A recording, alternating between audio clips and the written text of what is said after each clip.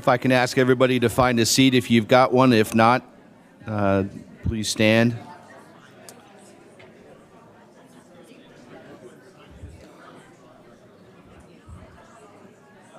We will delay until the applicant is ready to go.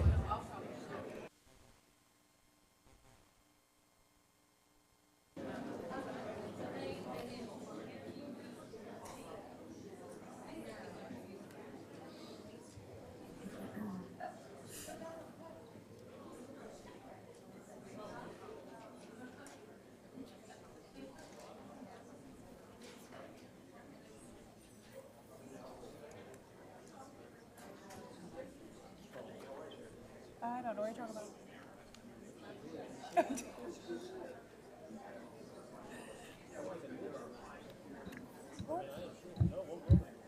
Do you want this one?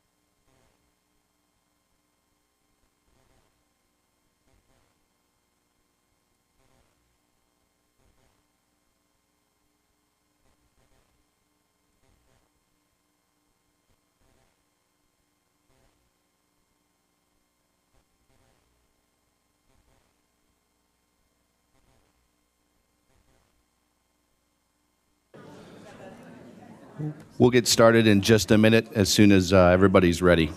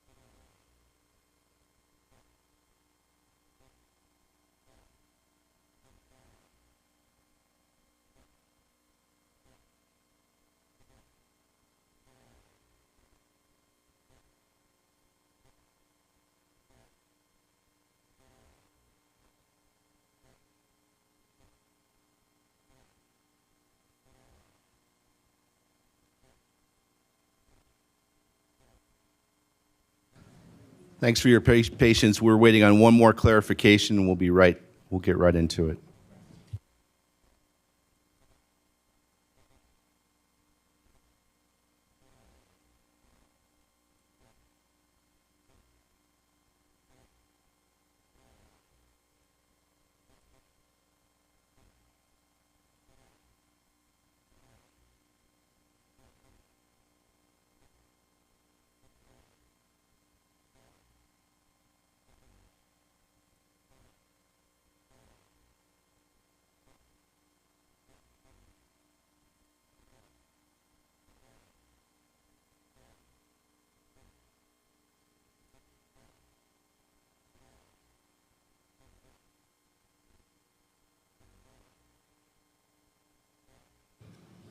Okay, thank you for your patience. We will call to order this Board of Adjustment meeting Wednesday, April 5th, 2023 at 6:10 p.m. All of the board members are present and accounted for. If you would all join me in standing for the Pledge of Allegiance.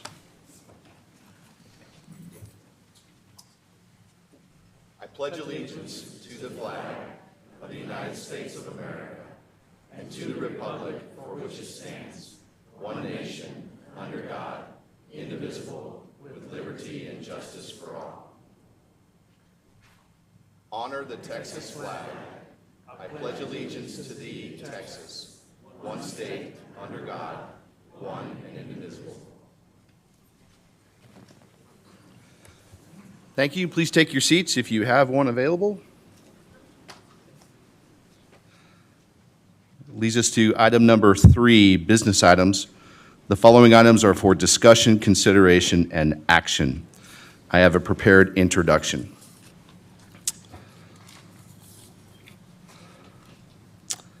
Board of Adjustment application for variance, Guadalupe Ready Mix height variance. The Board of Adjustment, BOA, is a quasi-judicial body that has the authority to decide on the granting of a variance from the zoning ordinance. We are a Type A general law city, and the City Council is appointed as the Board of Adjustment, which is provided for in Ordinance 13, Section 1.2.1, pursuant to Local Government Code, Section 211.008. The Board of Adjustment meets on an as-needed basis. Under the ordinance that is applicable in this case, a variance is defined as an approved deviation from a planning and zoning regulation whose strict enforcement will result in undue hardship. Variances are when, due to special conditions, a literal enforcement of the ordinance would result in unnecessary hardship, and so that the spirit of the ordinance is observed and substantial justice is done. Variances approved shall not be contrary to the public interest. The board shall include the following requirements for any favorable consideration of a variance request. The request is not contrary to the public interest.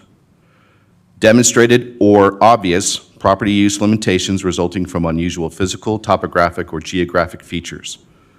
Property owner will not obtain any special privilege as a result of granting a variance. The variance has a reasonable use. The property has a reasonable use without the variance. Economics is not the only basis for any variance. The need for the variance is not the result of the requester's own action. This application for variance was submitted in November 2022, along with an application for a special use permit. Tonight, we are only hearing the request for variance. We will be following our normal process of allowing the applicant to make a presentation, receive input from city staff, take public comments, and then we will discuss and deliberate on the request as a board, which will include questions of the applicant. Obviously, we have a lot of people in the room today for public comment and to witness local government. Everyone wishing to speak tonight will be given 2 minutes to express their opinion once the public comment portion of this board is opened. Leads us to item number 3A. Petition by Guadalupe Ready Mix, care of Jeffrey L. Earl, attorney for applicant, for a variance to ordinance number 13-12-2018, Section 7 Industrial Zones, 7.2 Z1 Industrial Zone District, Z1 7.2.7 height regulations to allow silos to exceed 2 1/2 stories in height, 35 feet in height, or 7 1/2 acres located at 20762 FM 2252, Garden Ridge, Texas, 78266. Height requested for silos is 86 feet and 6 5/16 inches, and 70 feet and 9 5/8 inches. With that, we'll move on to item number 3A1, presentation of the applicant. Mr. Earl, sir, the floor is yours. Welcome.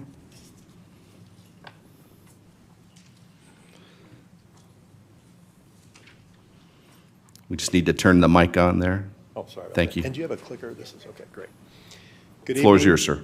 Thank you. And I don't know, since we're here, and it's a very unique situation, only occurs in Type A general law municipalities. You are both the city council and the Board of Adjustment members. And so tonight, you are sitting at this time, having convened, I believe, as the Board of Adjustment, not as the city council. And so with that, I just ask if you prefer to be referred to as chairman or mayor. Chairman will suffice. Okay. So Chairman and members of the board, my name is David Earl with Earl and Associates PC Attorneys at Law.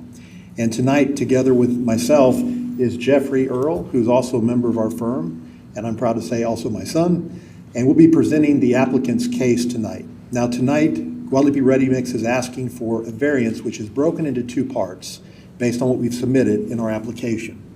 The first part is a request for recognition that the applicant, Guadalupe Ready Mix, who is wanting to operate the batch plant on property that is part of the original quarry, is not required to secure city permits pursuant to Ordinance 58 that was passed back in 1980 that exempted any property use or any use, exempted those from city permit requirements under the ordinance number 58. That's the first matter that we need to consider.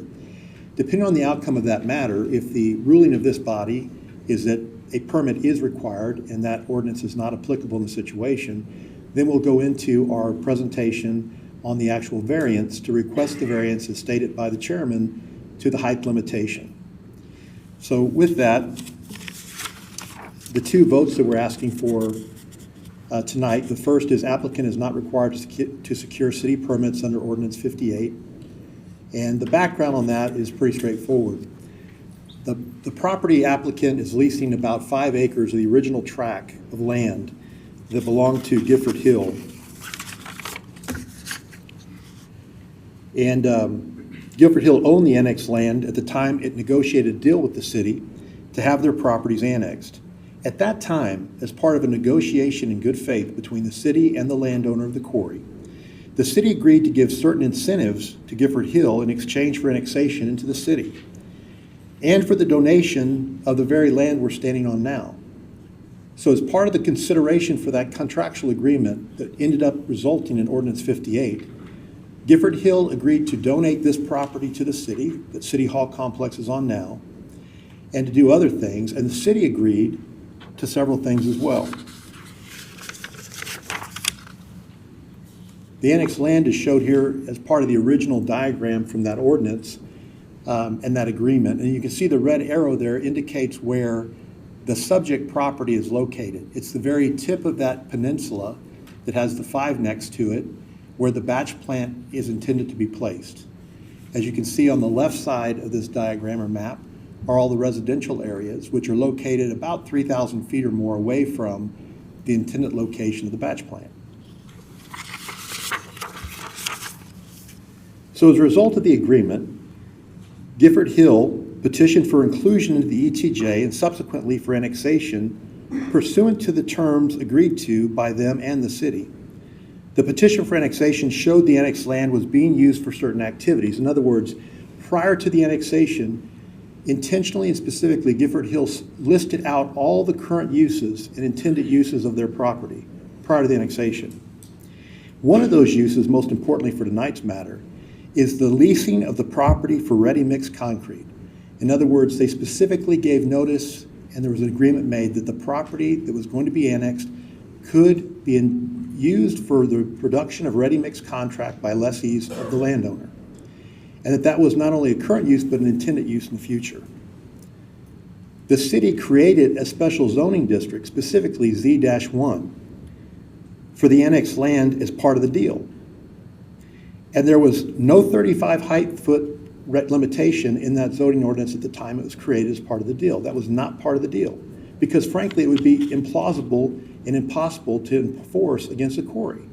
Conveyor belts are more than 35 feet in height. Water towers are more than 35 feet in height. Ready-mix plants, asphalt plants, crushers are more than 35 feet in height. So it would be impossible to have that regulation. It wasn't even thought of at the time, and it wasn't part of the original deal.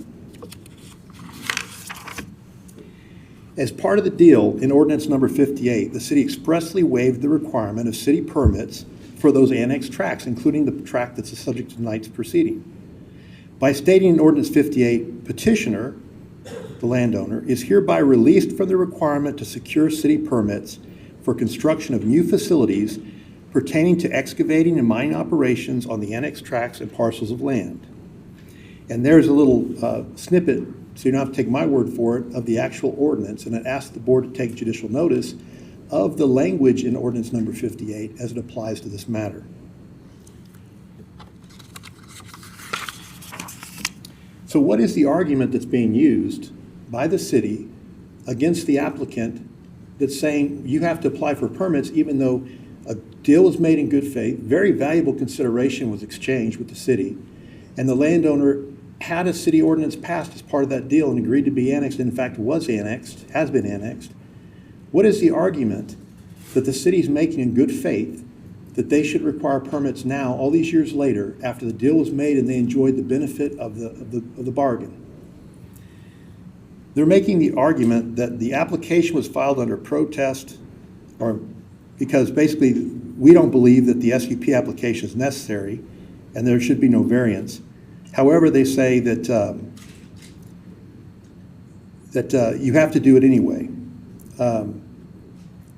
They're saying that the Ordinance 58 sets up the responsibilities of the parties to the ordinance, and Section E states applying for specific use permits from the city for all operations to be performed and all businesses to be operated in the area to be zoned Z1 Industrial Zone District for all uses not existing at the time of this petition for as long as the annexed property is owned by Gifford Hill and not sold or transferred to another business entity. Okay, well, let's say that's their argument that they're relying on, that somehow this doesn't apply anymore. Well, that's not what the document says. The document says that once that limitation is ended by the sale of the property from Gifford Hill to a third party, that limitation no longer exists. And therefore, we believe that no permits are required. No SUP permit, no height limitation, and quite frankly, under 43.002 of the Local Government Code, which we'll get into more later, and Mr. Jeffrey here will give that presentation, state law forbids a city from prohibiting a use that was intended prior to the date of annexation. That's 43.002 of the Texas Local Government Code. The same code that the Chapter 211 is that you're governed by tonight. Nonetheless, this city is saying, no, you can't do the intended use, which was specifically, expressly set forth as an intended use prior to annexation on this property. It doesn't make common sense, and it certainly isn't, we believe, legal.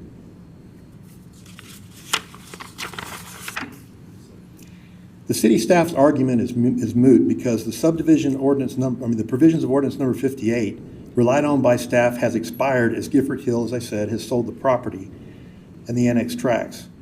Even if it were still valid, that provision applied only to SUPs and not variances from a later added and arbitrary 35-foot height limitation.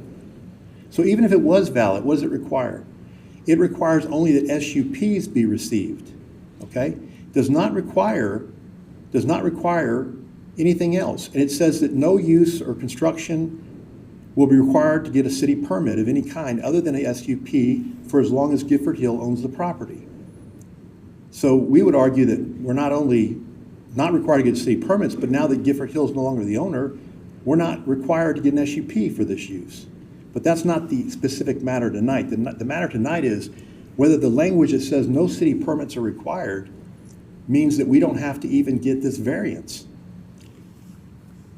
Additionally, as I said a moment ago, Ready-mix concrete was an identified and expressly set forth use in the original petition for annexation stating, petitioner, this very landowner at the time, is leasing portions of said property for other uses, including but not limited to ready-mix concrete.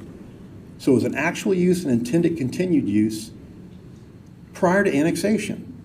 So you have to ask yourself, what is the city's justification for violating state law? I don't think there is any. The provision pertaining to waiver of city permits, however, is still valid, as it had no expiration associated with it and no other limitation, other than Gifford Hill had to get SUPs during the time they owned the property.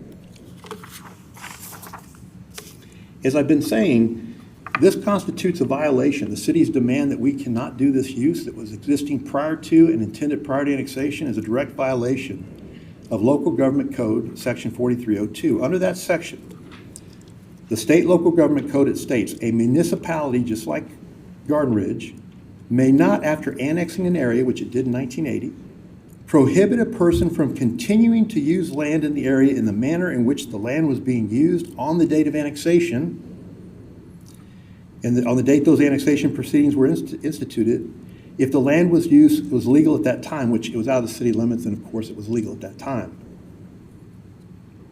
Further, the ordinance goes on to say itself in a whereas clause, which is a formal finding of this city council in the agreement, Gifford Hill is presently mining, excavating, quarrying, processing, storing, and shipping such products as stone, crushed rock, and similar type products on said property, and is also leasing portions of said property for other uses, including but not limited to ready-mix concrete. So therefore, it was a use in process prior to annexation and intended to continue after annexation. So the 35-foot height limitation imposed by the city prohibits an industrial standard silo height of a permanent concrete ready-mix plant and only allows for portable plants to be used. Now, portable plants, and we'll get into this a little bit later on, are not as environmentally friendly. They're noisier.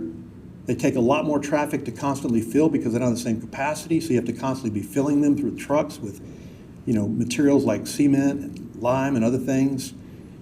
So it makes no sense that you'd want to force a temporary plant, which we could do tomorrow. They're under 35 feet, but they're noisier, they create dust. Permanent plant does not. They have different standards, more lax standards for permitting. Why would the city want to do that to its residents? Instead of allowing an 80-foot silo and a 70-something foot silo, which can be filled once a day or maybe every 3 days, minimize traffic, prevent dust, prevent noise, make the operation more efficient and have better traffic control. So what I'm asking for tonight, to sum this part of the argument up,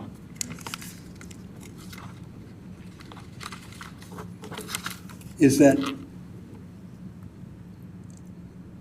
I've already gone over this, I should have kept up with the slides.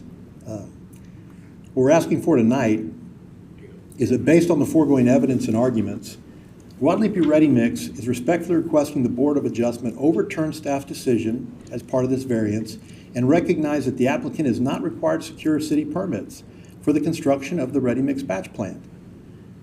You're the current city council, but you also happen to be the Board of Adjustment. The truth is this decision should not be on your shoulders, legally or contractually. It's not appropriate. In your elected official and in your appointed official position or statutorily appointed position as Board of Adjustment members. You're the only ones we can go to without resorting to expensive litigation, which we'd like to avoid if possible, but we're ready to proceed with, if we have to, that can make the decision that the contract should be honored because it's the right thing to do, the legal thing to do, and therefore we should not be required to go through this process and get a permit to build a batch plant which is already permitted by the state and meets all environmental regulations.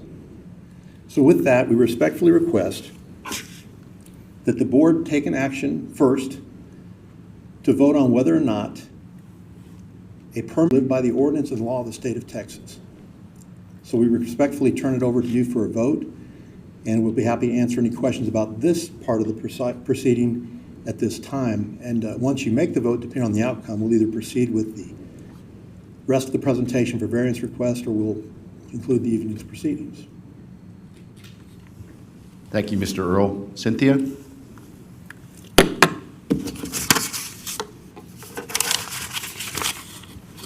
So what the applicant, Mr. Earl, is requesting is we discuss the permitting process, which so it- wasn't part of what we wanted to do tonight. Right. So, Mayor, my recommendation to you is that we stick with what we've actually posted as the Board of Adjustments agenda and continue on to the next step of the process here. Okay? So, Mr. Earl, we will continue with the agenda, and you're welcome to have the second part of your presentation. Mr. Chairman, I'd like to lodge a formal objection to that decision and to the process in which it was handled, because it does not meet due process. There was no decision deliberated or made by this board. You allowed your attorney to make the decision for you, which is not technically your attorney tonight. It's the opposing party's attorney, who obviously is biased toward the city's point of view. You're supposed to be a quasi-judicial, impartial body tonight, not the city council. You're not supposed to just listen to your lawyer. You're supposed to listen to the facts. It's an evidentiary hearing. This is not a public hearing. And you're sitting as a judge in a quasi-judicial legal capacity to make decisions on evidence and law and make a rendering a decision based on those two things. You have the power to overturn the decision of the administrative staff, to uphold it, to modify it. But you can't just tell the administrative staff, tell us what to do and we'll go forward. That violates and smacks of a due process violation. So respectfully, on the record, because we have a court reporter here tonight, the videographer, I'm lodging that objection to this body and asking you to reconsider. That being said, remember that you're under a set of rules, and with that, I'll ask this body, and Mr. Chairman, 10 days ago or more, we asked for a set of guidelines and rules and procedures that have been adopted by this body and approved by City Council to operate under in these proceedings tonight, and have been given none. In fact, we were told there are none. I even asked the city administrator tonight about it, and she said, well, we basically operate under Robert's Rules of Order.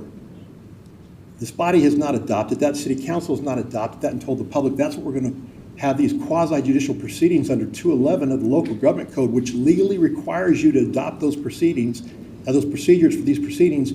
You haven't done it. That's a negligent act. And it puts my client in jeopardy and harm because he has no way to know what the rules are. Absent those rules, I can only go by the rules of civil procedure. What the Supreme Court has said apply to some degree, and the rules of evidence apply to some degree, because this is a quasi-judicial hearing and quasi-judicial body. So with that, I respectfully request you reconsider your action. If you choose not to, my objection's on the record for the court. Yes, sir. So as the chairman of this Board of Adjustment, your objection is heard, noted, and overruled. We will continue with what is on the agenda with the request for variance from Ordinance 13. Mr. Earl, the floor is yours. Just to make a quick point, the request to have the recognition by this board that our client is not required to get city permits was a part of the variance that was noticed for tonight. With that, I'll continue. Let's see. Well, I have this as a housekeeping matter for swearing in witnesses, but I think it'd be more appropriate to wait until the end for that. So I'd like to go over a little bit of the application history. So the applicant, Guadalupe Ready Mix, they're an experienced local company wanting to expand their operations and be a part of the Garden Ridge community. They picked this location for many reasons. Due to its proximity to the quarry, the access to I-35 through an industrial corridor, and it being an industrial area abutting an active railroad and tucked away from residentially zoned districts. Additionally, manufacturing of concrete is a use permitted by right in this location, as per the city zoning ordinance. The applicant has already secured the required TCEQ approvals for this plant. And here you can see the location. The orange arrow is pointing at an area highlighted in blue. And as you can see, it's away from any residential districts. And then you can see along 2252 towards the southeast, it's direct access to I-35 on a industrial corridor. And the city of Schertz has that whole area zoned as light industry as well that's undeveloped. This next slide shows another reason why this location was chosen, because in the city's future land use plan that they adopted, it has this area being identified and reserved for heavy industrial. So that was another reason this particular location was chosen. These are the TCEQ permits that were received. In moving forward with their plans and meeting with city officials, the city required the applicant to submit a master development plan over a year ago. In good faith, Guadalupe Ready Mix did so despite the master development plan not being legally required. So they went through the process of P&Z, they held a town hall meeting at the request of a zoning commissioner to meet the needs of the citizens and hear them out, and presented to city council.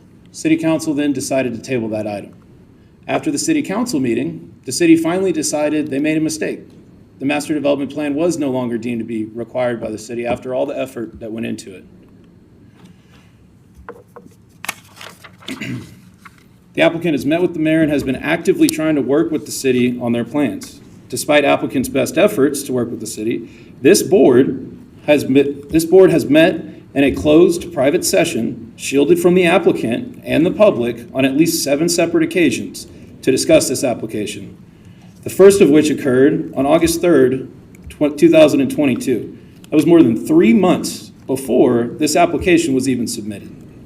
This application was formally submitted on November 30th, 2022. The caption for these closed meetings read, "Variance processes related to development project Guadalupe Ready Mix, proposed concrete batch plant at 20762 FM 2252. The law clearly states that all meetings of the Board of Adjustment shall be open to the public. The Board of Adjustment is a quasi-judicial body, and there is no exception under the Texas Open Meeting Act for such executive session and closed meeting. The role of this board is to serve as an impartial quasi-judicial body, not a legislative one. And so the applicant tonight is requesting that this board act impartial in its decision tonight and to vote based on objective facts and criteria and not as a legislative body. So I want to explain what the variance request is for.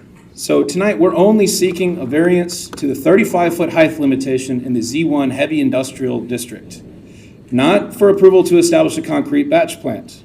Manufacturing of concrete is already a use permitted by right in the Z1 Industrial Zone District. And I have a screenshot of the zoning code there. The variance is being requested for 2 structures. 2 height variances for the structures. They're silos. They're just vertical storage tanks. They're not chimneys. They're not intended to produce fumes or dust or anything like that. They just hold material in the process of making concrete. And those are the only components that we are asking this board to allow us to create, to have more than 35 feet, have them taller than 35 feet for a lot of very good reasons, which I'll get into. This is a reference location. This is one of Guadalupe Ready Mix's. The gray cylinder you see, that's a silo. It just holds material. It doesn't do anything but hold material. So the criteria for the variance, which I think you went over earlier, but I'll readdress now. The board may authorize in specific cases a variance from the terms of a zoning ordinance if, due to special conditions, a literal enforcement of the ordinance would result in unnecessary hardship, and so that the spirit of the ordinance is observed and substantial justice is done. So to go back some slides, the use restriction, the Z1 Industrial Zone District is intended primarily for, and it lists several things, manufacturing of such products as cement and concrete. So that is what the spirit of the ordinance calls for in the zoning district, is the manufacturing of concrete. Criteria to consider. Demonstrated or obvious property use limitations resulting from unusual physical, topographic, or geographic features. Property owner will not obtain any special privilege as a result of granting the variance. The property has no reasonable use without a variance.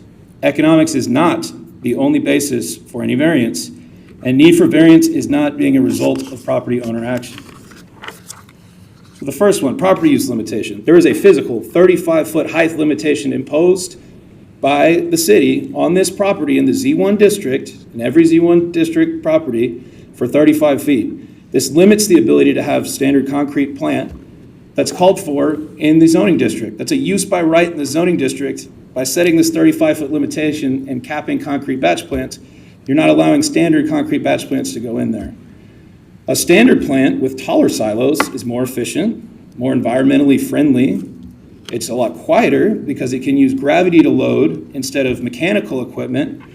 And it allows for less truck congestion and less traffic because you don't have to fill it as often. And you can control the schedule of the trucks a lot easier than with the short plants, the permanent portable plants, or temporary portable plants, excuse me. The second item, no special treatment. There are many structures surrounding this property that are well over 35 feet. Tricon Precast, right next door, was granted a height variance by this city for their concrete batch plant silos in 2006. And many of the quarry structures are all over 35 feet in height. No reasonable use. It is unreasonable to expect a permanent batch plant, which is a use by right, to have silos shorter than 35 feet. Almost every heavy industrial use requires structures over 35 feet. Economics is not the only reason. This is a big one. This is a matter of health and safety, not just economics. A taller silo, which is a storage component, allows for gravity to be used instead of louder mechanical components.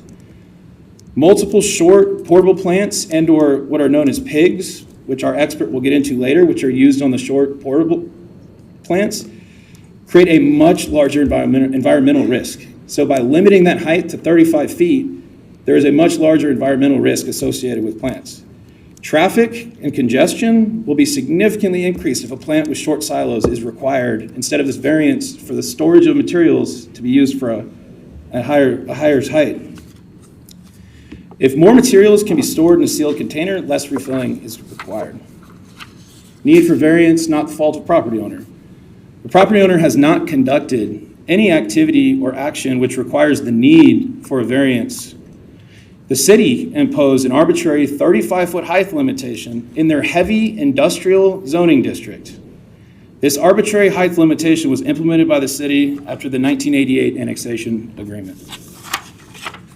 Other considerations, this variance is being requested in order to decrease traffic, congestion, dust, noise, and other concerns expressed by the citizens we heard during the town hall meeting.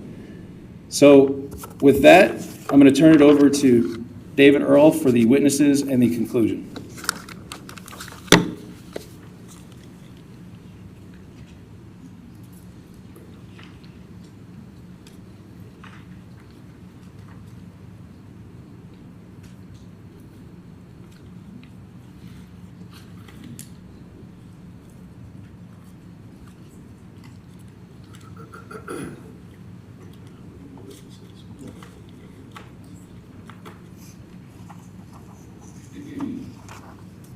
Mr. Chairman, members of the board, we have two witnesses tonight, and I believe the city may have one as well. As a housekeeping matter, I would suggest that we call the witnesses up and have this body swear them in all at one time so they can all be sworn in and subject to being under oath at one time. I agree.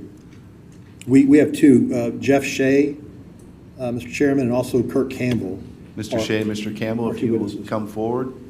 Mrs. Kane, if you'll come forward on behalf of the city. Is that the city's witness, right? On behalf of the board. So she's the city, she's going to talk a little bit later on, so as the city administrator. Do you raise your right hand? Do you swear to tell the truth, the whole truth, nothing but the truth, so help you God? I do. Thank you. And Mr. Chairman, just to clarify, Jeff Shea and Kirk Campbell will be testifying for the applicant. I understand that, for the record, that Mrs. Kane will be testifying for the board. Is that correct? Yes, sir. Okay. So, Mr. Shea, if you will take this position, this is not a courtroom, even though it's used for quasi-judicial proceedings sometimes. So with the chair's permission, I'll let Mr. Shea stand here to answer questions, and I'll ask the questions from the seat, if that's okay. Absolutely. And is this mic functioning? Mr. Shea, welcome. The floor is yours, sir. Thanks. Thank you. Can y'all hear me okay? Mr. Shea, you've been called as a witness in this matter, and although you're a witness, I'm asking you to testify from the podium, and I'd ask you to address your answers to the board, since they're the ones that need to hear the evidence and testimony that you'll be presenting tonight. Please state your full name for the record. My full name is William Jeffrey Shea. And if there's any question, Mr. Shea, you don't understand or need clarification on, please let me know, but I'll try to be as direct and clear as possible. Can you please state your current place of employment and your position there? I'm the general manager of Guadalupe Ready Mix. And how long have you been employed in that position? About approximately 2 years with Guadalupe Ready Mix. And in that position, how many ready-mix plants do you currently oversee? 2 permanent plants and 1 portable. So, and how long have you been in the concrete business?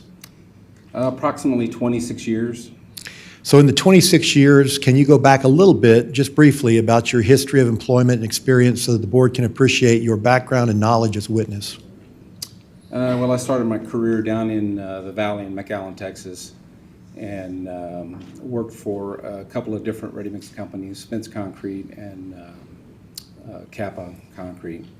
And over those years, set up multiple permanent sites and a few portable sites there. So all in all, just estimating, how many concrete batch plants during your 20-plus years of experience have you been involved in establishing and operating that are permanent in nature? 6 permanent and probably 8 portables. So with that, you feel like you're pretty qualified to speak with regard to the concrete batch plant operations and industry and what's standard in those industries? Absolutely. Yes. And what is your background with regard to education, training, and certifications that you've received? Well, with ready-mix concrete, it's pretty much OTJ.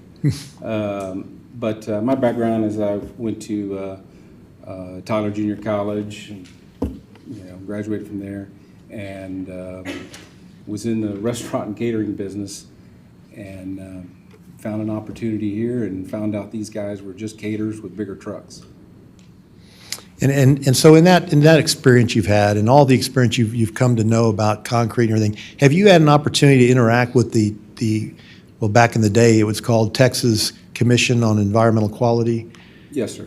And I'm sorry, Texas Natural Resource Conservation Commission as well, its predecessor?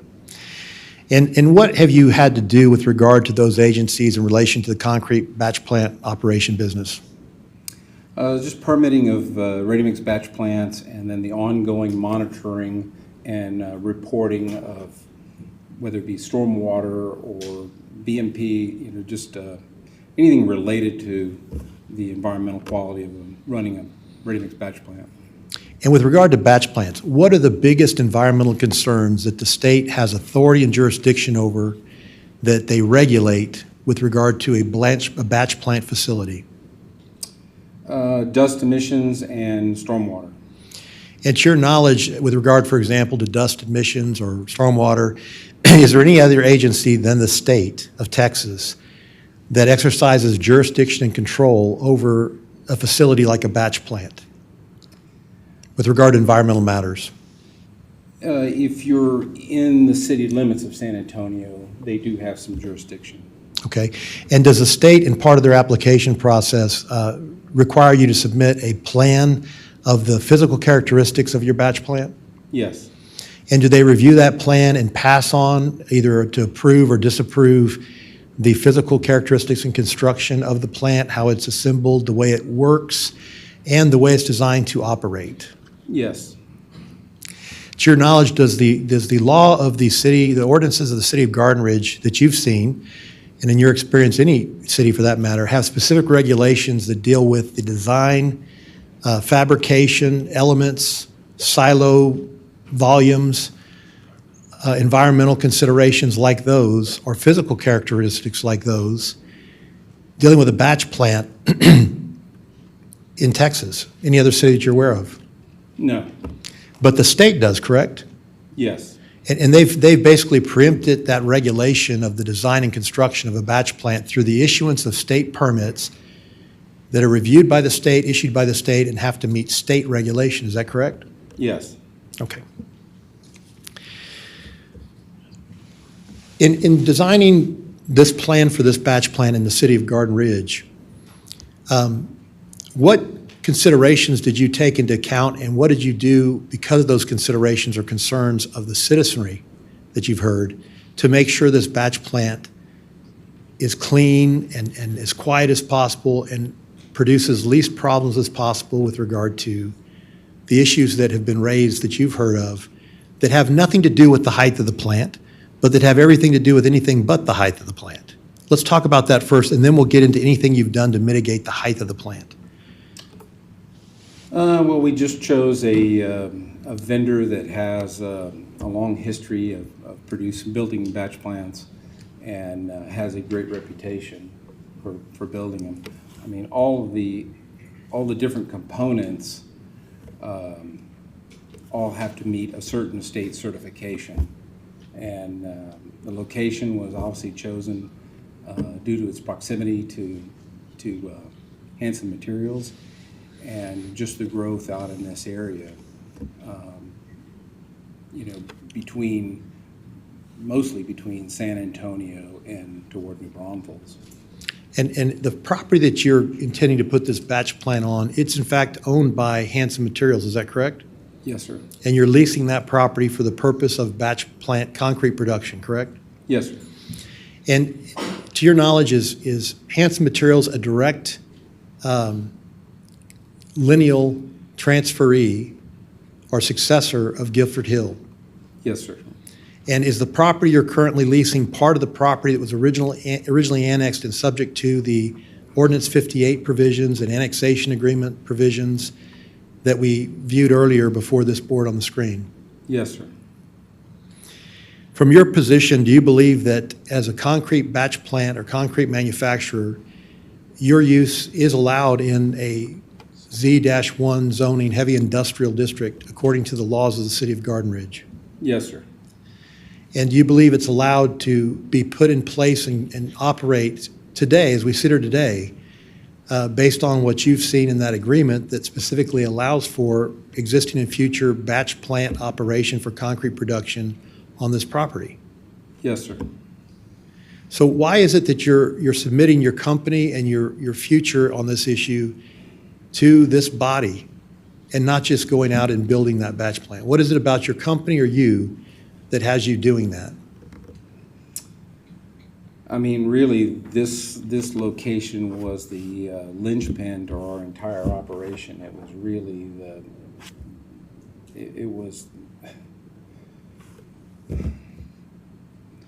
we just really wanted to be here. I mean, location-wise, this is an area that I'm familiar with as I formerly worked for Beck Ready Mix and Shirts, and just the customers, the friendships built over time. This was just an area that we really wanted to operate in. Can you speak up from the back, because we can't hear you, Mr. Shea? Okay. Thank you.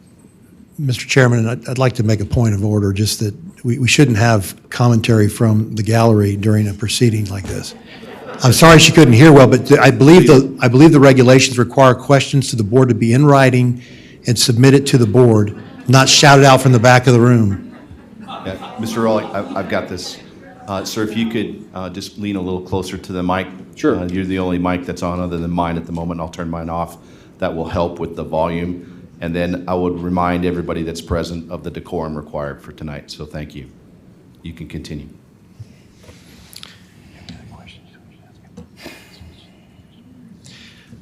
I'll pass the witness at this time unless you want me just to go ahead and finish my witnesses and then give the city a chance for their witnesses to testify. I don't know how the rules work since we didn't get a copy of them. Do you want us to do our direct examination of witness, the city's cross, if they have any?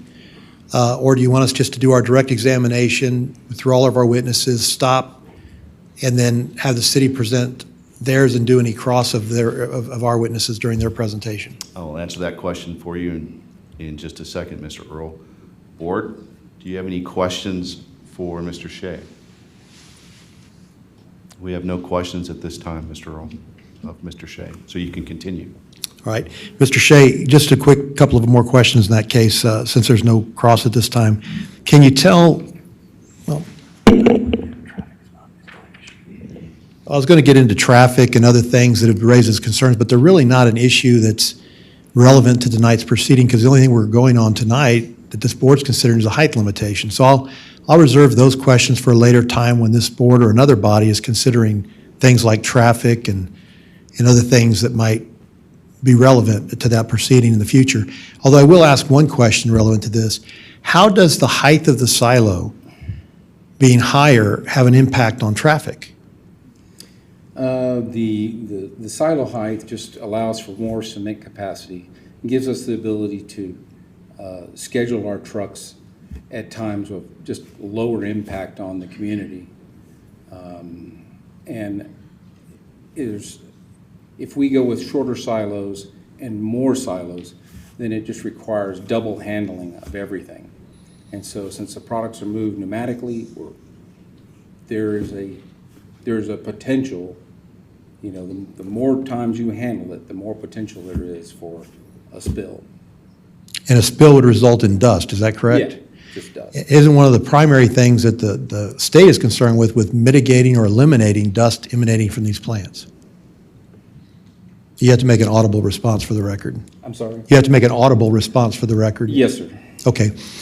And so when you say that the material's handled pneumatically, can you explain for less informed people like myself what that word pneumatically means in the handling of material? So the powder comes in a bulk container truck, and we use a air compressor, a large blower, and then inject the cement into that airstream to get it up to the top of the silo. And so when that process is happening, let's say if you use a conventional batch plant, for example, the one that needs the 35-foot variance like we're asking for tonight, that material passes through some type of restrictive structure, containment structure, does it, like a tube or hose to get from the truck into the silo? Yes, sir. And that's intended to make sure that none of that dust gets blown outside of that containment, correct? Yes, sir. So in the case of that big batch plant with the taller silo, the taller batch plant, that truck unloads one time with one hose to get that material into the respective silo, correct? Yes, sir. And then that truck shuts down, cleans up, and leaves, is that right? Yes, sir. Tell us the difference between that operation and when you have to put a bunch of pigs on the property and use those pigs to fill up and operate a shorter batch plant with a capacity of the silo that's less that you could put out there today under 35 foot. It's the same process. It's just multiplied by 2. You're going to handle it into the pig and then from the pig into the plant.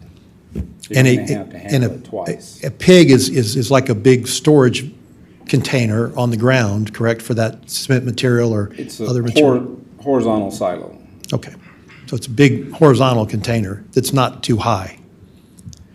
And so what is the risk of handling that more often rather than just one time like you want to do with a taller silo?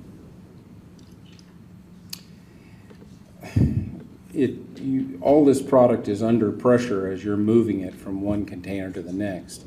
And so you just have more opportunities for burst hose,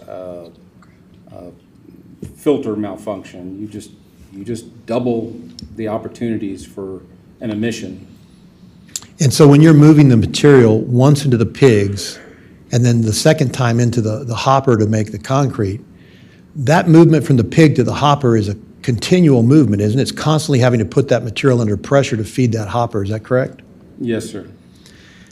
And so there's a constant risk of loss of material, of dust, of a spill, that type of thing that could be environmentally problematic, correct? Yes, sir. But when you use a taller silo, like you're asking this board to approve a variance for tonight, and you fill that silo one time, why isn't it necessary to constantly use that same pneumatic pressure and that same chance of risk of spill doesn't exist in a taller silo? Is it because it's fed by gravity rather than forced air and pressure? As we're producing concrete, the product is coming down by gravity. And they're all closed connections, but there's just less chance than doing something under pressure or some other vehicle like an auger or something like that. It's much better to just use plain old gravity.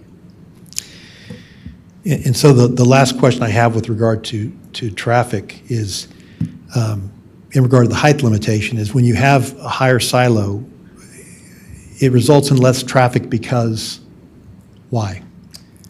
Well, it gives me the ability to schedule trucking in times of less traffic. And without it, then I have to have a constant stream. I've got to have a truck there all the time, one after the other, because you're only 60 minutes from running out of cement at that point. So you got to have a truck come to not even take concrete out, but just a truck come silo. And the reason you think it makes sense, if I'm not mistaken, based on your application, is that the taller silo allows you to refill once every day rather than every concrete you're operating with. Yes, sir. So overall, last question, is it better environmentally from a traffic perspective, from an operational safety perspective, from a noise perspective, to allow the use of a silo that's the height above 35 feet that you've requested in the variance, rather than forcing you to use a 35-foot or shorter silo and a bunch of pigs out there on the property to constantly feed it? I'm sorry? The question is, Yeah. which is better for the community in your opinion? One taller silo or a bunch of pigs constantly being fed into No. a hopper? The tall silos are a far safer way to handle products. So I'll pass the witness and move on to the next one if that's the desire of the chair. Actually, Mr. Roll, I do have one question. Yes, sir. For Mr. Shea. First of all, I'd like to say thank you for your expert testimony. Obviously, you're an expert in the field and what you do, and thanks for coming here tonight. Appreciate that. Yes, sir. So my question, first one at least. Please, questions for you. Sorry. No, it's okay. My question is, you said that this chosen location is the linchpin of this proposed batch plant. Can you explain that? You elaborate on that? Well, I should say, when we decided to start this company, this was the main plant. This was the number one plant. It's still called Plant 1. So we're at 2 and 3 and 4, but this is still called Plant 1. This was the one we really wanted to get off the ground first. Okay, thank you. And you said you were very familiar with this area and you Yes, sir. wanted to be here. You mentioned that this property, its location next to Heidelberg Materials, now formerly Hanson Aggregate. With your familiarity of this area, is this chosen property to lease from Heidelberg Materials the only property that's available to lease along this I-35 corridor that you mentioned? Is this it for the city of Garden Ridge? It's the only property we're looking at. Okay, would you say that there are other properties available within the corridor? I don't know. I haven't looked for any others. Okay, even with your familiarity of the area, as you said. This is an area we really, really wanted to be in. Okay. Thank you. I have one follow-up question. When selecting this location, you realized that it falls under the city of Garden Ridge. And did you look at Ordinance 13, the planning and zoning ordinance for the city of Garden Ridge, and reading that ordinance, realized that there would be a couple of obstacles to overcome in that ordinance, such as a special use permit as well as a request for variance for height, regardless of your expertise, of how the efficiency of concrete batch plants and the silos work, did you realize that that would still be something you'd have to get through? Yes, sir. Okay. Thank you. Board, any questions? All right, thank you, Mr. Shea. I appreciate you coming I do have tonight. one Appreciate your redirect, if I could, based on your bet. question. Mr. Shea, the chair asked you a question about whether or not you looked at other properties. Let me just ask you a factual question. If this variance gets denied tonight, does your company have the capability and desire, enough capability and desire to locate a batch plant on a different property along the same roadway corridor that is not in the city of Garden Ridge? Yes, sir. Okay, and if you could hand me that little clicker right there, just real quick. I'm going to flip back a few slides and show you go back to a map that we looked at earlier. Oops, sorry. Now, you can see this map is a zoning map of the city. Are you familiar with this? A future land use map of the city, you familiar with this? Yes, sir. So everything in purple, to your knowledge, on that map is heavy industrial, like quarry, concrete manufacture, things like that, correct? Yes, sir. Everything in the different colors is either commercial or residential, correct? Yes, sir. And to your knowledge, that red arrow above the railroad tracks right there points to the property that y'all have leased for this plan, is that right? Yes, sir. The property to the right and left that are white in color, are those inside or outside the city limits? Outside city limits. So if you wanted to walk right across the fence line there to that property in white and put this batch plant up there and work out a lease deal with them, you wouldn't have to comply with any of the legal requirements that the chair mentioned about zoning or ordinance 13 or anything dealing with the city of Garden Ridge, would you? No, sir. Is that because the city has no jurisdiction and authority in that white area? No, sir, they don't. They don't, okay. So that's true for all the white area out there, even the stuff around the residential areas, is that correct? Yes, sir. Just to your knowledge of real estate, do you think there's areas in that white area that could be for lease or for sale that your company would be able to acquire and move this plant to? Yes, sir. Are you aware of anything with your knowledge of the TCQ that would prevent the TCQ from transferring the permit or approving a different location for that permit if you moved it across the fence or to one of those other areas around the quarry or somewhere else in the white area? No, I would likely get approval. Now, if that happened, that linchpin issue you need would be resolved being in this immediate area, wouldn't it? Yes, sir. But the city would have no say in it, and the people of the city would have no protection, correct? Correct. So why is it that you as an individual and your company as an entity continue to subject yourself to this city's regulations that they tonight have ruled or in place and applied to your property and your activity, even though it was subject to the contract we saw earlier, when you could just go move across the street or across the fence or anywhere else on that map that's white and put up your plan?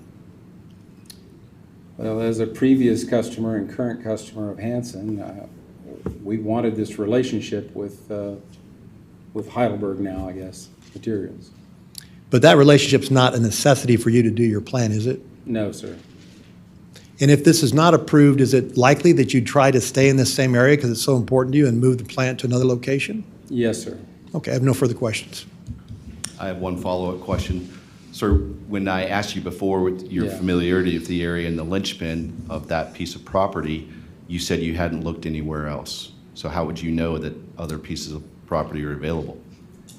I mean, we've looked for other properties in the past, not in You this said area. previously, please, you said previously that We've you looked hadn't for- looked anywhere I'm else talking about other sites that we have. around this area? No, out Okay. on the west side and south sides of town. And so looking for new sites is not a big issue. Okay, I'm just looking for a clarification because Yeah. you said you didn't look anywhere else. I haven't looked anywhere else. Okay. Do you know what ETJ or city those other pieces that Mr. Earl, piece of property just mentioned, belong to?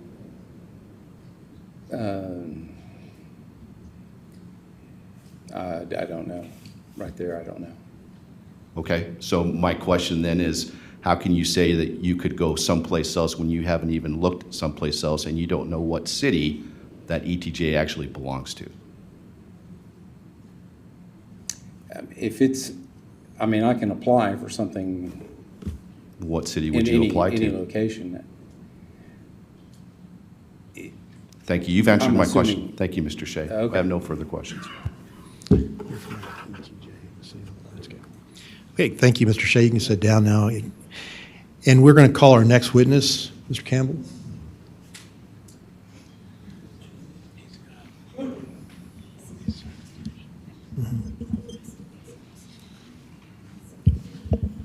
Mr. Campbell, welcome. Good to have you here. Let's get on the right slide real quick. Whoops, you want to help me out with that? Somebody, I don't have that on the computer. Thank you. thank you. What are you trying to get to? That's it, just to be on the same page. Okay. Mr. Campbell, can you please state your full name for the record? Kurt Garrett Campbell. And how are you employed, sir? I'm a professional engineer. I work for Westward Environmental. We're out of Bernie, Texas. And I'll ask you just to speak a little louder, lean into the mic, because I think that the people in the back might want to hear you a little better, and I'll do the same.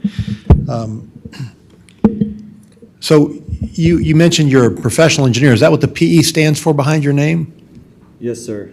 So can you tell us about your educational background that led you to have a PE? What's required in that credential? Yes, sir. I will, one correct thing, I'm vice president, senior vice president of engineering, not president of engineering. Thank you for that correction. So I attended college at Texas Tech University. I got a bachelor's degree in civil engineering.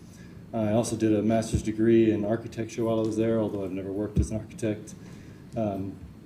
After school, my wife told me we had to go to her graduate program, so I followed her, and she went to grad school while I worked, and so I took a job as a civil engineer. Since then, I went and got another master's degree in environmental engineering, actually systems ecology and ecological engineering from the University of Florida. I went, in order to become a professional engineer, you have to work for 5 years. You have to pass 2 exams, the fundamentals exam, which you take during college. I took it while I was at Texas Tech.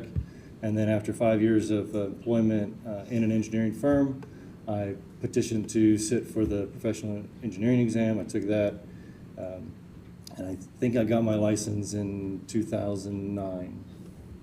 So since 2009, and after doing all that very impressive educational work, you became a professional engineer, correct? Yes, sir. And can you tell us a little bit more about the other credentials that are indicated by the acronyms following your name in the slide above? Okay, so CFM is Certified Floodplain Manager. That's with the TFMA, which is the Texas Floodplain Managers Association. Again, you take a test to show that you are familiar with the FEMA's floodplain ordinance regulations. Lead AP and ND is for Lead AP with neighborhood development. That's with the U.S. Green Building Council. Again, I took a test for that and passed to become a Lead AP. All of those 3 are the general certifications. They all require continuing education. I keep those up over several years. I'm licensed, I think, in 8 states, including Texas. I also, I guess germane to this, I am a certified NRMCA Ready Mix Plant Inspector. I have that certification. There's no exam for that, but you do have to show them your experience, and they critique your experience, and they give you as an inspector. So I do inspect plants as part of my job as well. And when you say you're an inspector, to who do you answer to for your certification as an inspector, and who grants that certification? For the NRMCA inspection? Yes. Yeah, so that's NRMCA, National Ready Mix Concrete Association. It's a body of the ready mix producers, and they have a program to certify inspectors. Generally what we do is we inspect the plants to ensure, here in Texas, primarily for state work. So if you're a state contractor doing work with TxDOT, you have to meet, I think it's pay item 242 or something. Anyway, there's a pay item specification. You have to have a certain inspections. You can either use one of 2 programs. It's the NRMCA inspection, or there's an ASTM equivalent inspection protocol. We obviously do the NRMCA inspection in our work because that's what we're certified to do.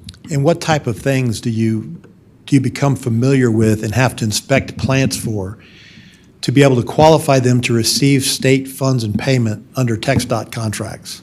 So we look at their material handling, we look at the equipment itself, we look at the condition of the equipment, their processes, how they maintain the plant, is it in good working order, all of the different components. We look for wear and tear. We look at their scales, have they been certified? There's certification companies for different equipment. All the equipment has different branding from the manufacturer, so we verify that it meets those manufacturing requirements. Do one of the things that you look at in that process is environmental compliance? Actually, the NRMCA inspections don't get into environmental specifically, but they do look at some of the components that would end up being in the environmental, such as the hoses and the conditions of the pumps and different parts of the plant. So, and thank you for your background on that. And what is the experience you've had with regard to environmental matters? First of all, just generally with batch plants, and then I want to get into specifically with the state of Texas regulatory process. Okay, so a little bit of history about my career. When I started school, when I started working about 2004, I initially wasn't in the heavy industry. I was working for a company that did highway work, so we did highway design. And I did that for about a year. And then I moved over to another company who did the in-house engineering for a company called Rinker Materials. You may have heard of them. They still operated up until recently as Rinker Pipe. They were sold off. But Rinker Materials was one of the largest producers in Florida when I was living in Florida. And so we did all of the engineering for them and environmental work. My first job out of school, or my first job with that company, was to assist Rinker Materials with retrofitting their concrete batch plants under an order with the Florida Department of Environmental Protection to come into compliance with the new rules that had been put in place by FDEP at that time. I think when I took over the project, there were about 60 plants that had not been retrofitted, and through the next 5 years, I oversaw the projects of retrofitting those 60 plants. And the total project was about 80 plants, and through the course of that work, I probably worked on all of the Rinker plants. Subsequently, Rinker was sold to Cemex. They divested some plants to another company. We worked with both of those companies after the fact. And in 2010, my wife had our first daughter, so we wanted to move back home to Texas. Found a company here in Texas that did very similar work. Lucky enough to get a job there. Came back to Texas, started doing the similar work here in Texas. A lot of the regulations are governed by the EPA, so a lot of the stormwater regulations are pushed down from EPA. The states take jurisdiction over those, so there's a bunch of similarities between Florida and Texas. I've been doing this work in Texas for the last 12 years, and so working with stormwater and design of ready-mix and heavy industrial facilities within the state of Texas for that time. So the reason I spent so much time on questioning your background and experience is to show the board your level of expertise in these matters and to kind of get a quicker conclusion to that point. Let me ask you, how many batch plants would you estimate you've been involved in the design, inspection, or review of during your career so far? I don't know the number off the top of my head. It's going to be well over 100. I know that when I was working for Rinker Materials, and I remember the number, they had 86 plants when they divested several over to Preferred Materials under the Cemex cell, and I had worked on, I think, almost all of those plants at one point.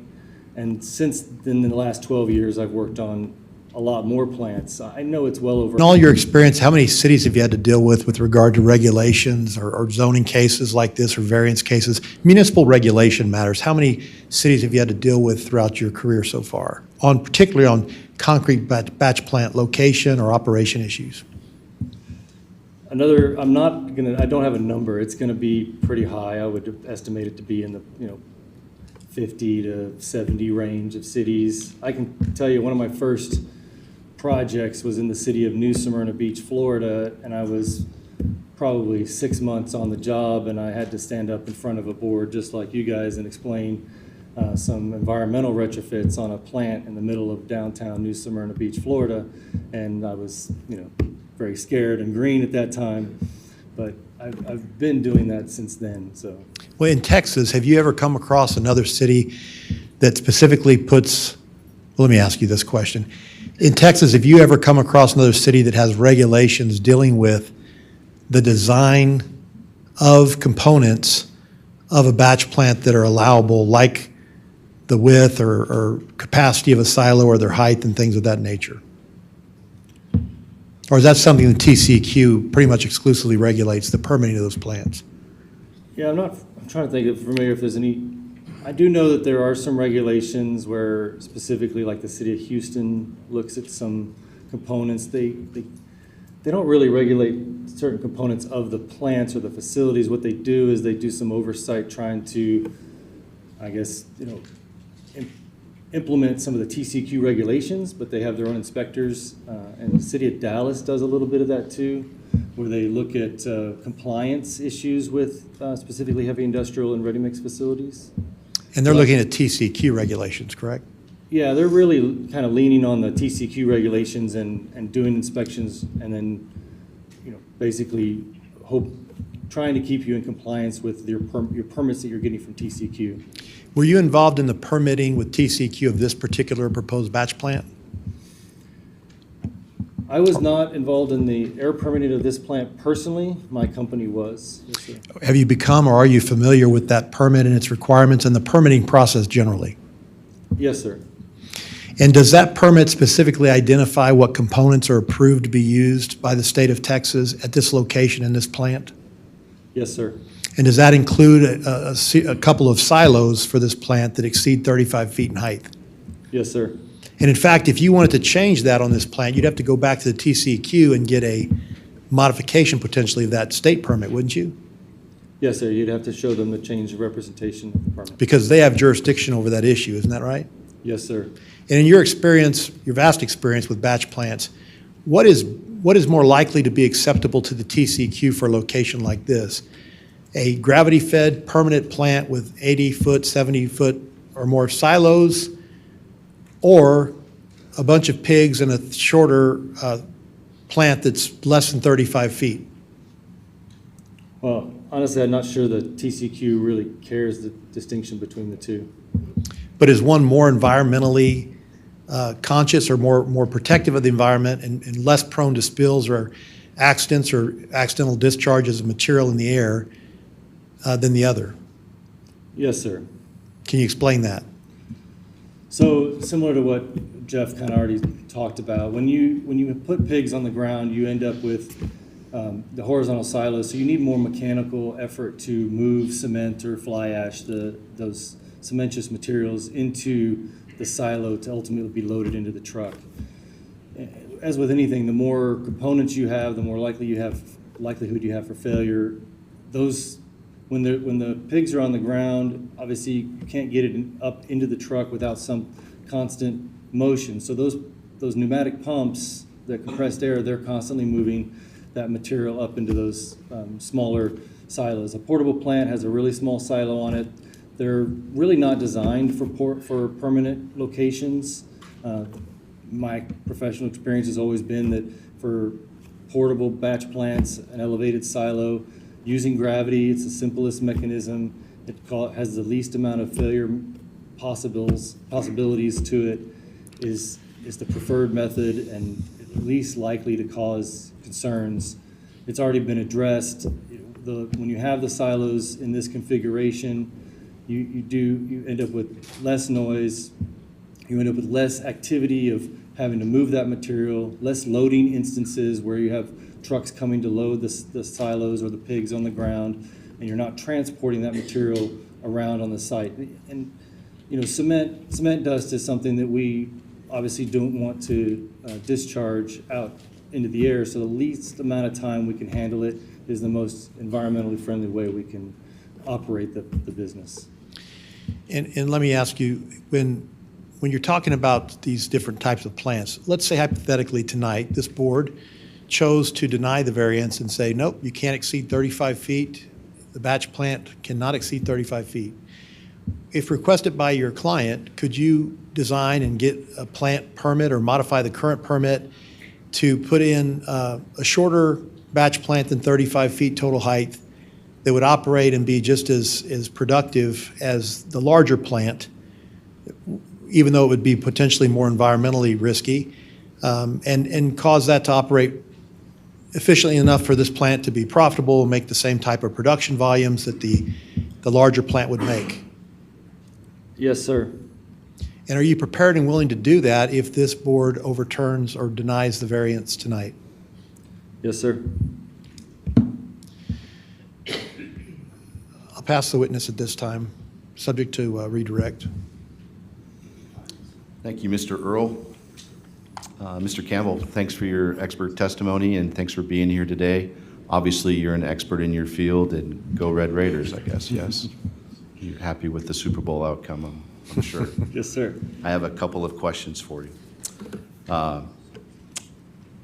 So you mentioned or Mr. Earl asked you about the TCEQ permitting process. Are you familiar with that process? I'm assuming you are. Yes, Is that sir. correct? And you said that you didn't have anything specifically to do with the permitting process for TCEQ with Guadalupe Ready Mix in this instance, but your company, Westward Environmental Incorporated, did. Is that correct? Correct. In my role of the company, I'm not the one putting together the Sure. permit. I'm overseeing a group of people, and Okay. our other teams are putting the permits together. So is one of those requirements to obtain a TCEQ permit to contact the city that the batch plant would be in? Is that correct, or to your knowledge? So to my knowledge, there's, depending on which permit you're using, there's notice requirements within there, and one of those is to notice the cities in which you're adjacent to or in. Yes, sir. Sure. Typically, just to elaborate on that, the city is required to receive notice from TCEQ for the application, and typically that letter goes to the mayor. So do you know if that letter ever actually made it to the mayor of the city of Garden Ridge when the application was processed? I do not, and one thing I will note that in certain cases, where the city has already zoned it appropriately for that use, TCQ sees that as you've already approved it for that use.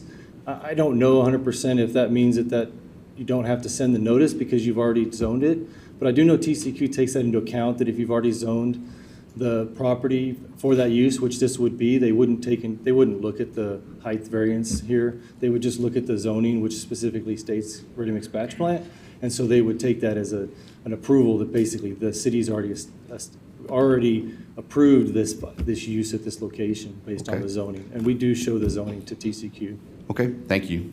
It is required to notify the city in this case for the permit, and that letter was never received by the city of Garden Ridge. It was in fact sent to the mayor's name, Rob Erickson, but to a address that didn't actually exist.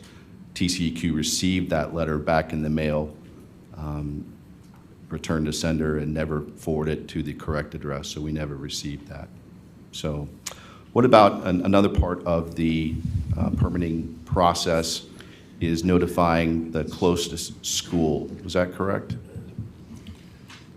So there's some setbacks from the batch plant, and if a school is within those setbacks, but I'm unaware of a requirement to notify the closest school. So it is a requirement, and that notification never made it to any school in Comal ISD. It actually went to another school across I-35 in the city of Schertz. So just for a point there. Mr. Chairman, Closer at this to- point, excuse me, Mr. Chairman, at this point, I'm going to raise an objection to your testimony, and I'm going to add you to my witness list for cross-examination.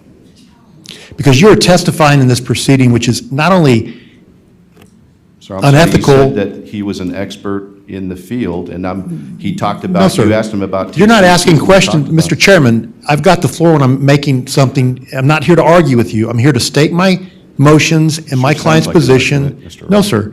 I'm here to make my motions. You're to allow me to make them on the record because they're trying over there to keep a record of these proceedings.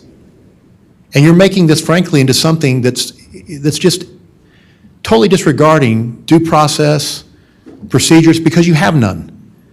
Now, I'm going to tell you again, and with all due respect, Mr. Chairman, you have now testified in this proceeding. You didn't ask a question. You testified not once, and I let it go, but twice, with information that was intentionally, in my opinion, designed to put a black mark on my client's application for variance tonight. So I'm making you officially one of my witnesses I will call, and I'd like to have you sworn in by another member of the board at this time. We are not going to do that. So I asked him about TCEQ because you brought it up, Mr. Earl. Sir, you raised things about school districts and whether the city got notice. We were just talking about the TCEQ permit. You weren't process. talking, sir, you were testifying. This is not a conversation, it's a quasi-judicial proceeding. And there are rules that you're obviously not aware of. Thank you for clarifying that, Mr. Earl. Board, any other questions for Mr. Campbell? I do have some questions. I'm sorry, but just to be clear, you're overruling my objection, is that correct?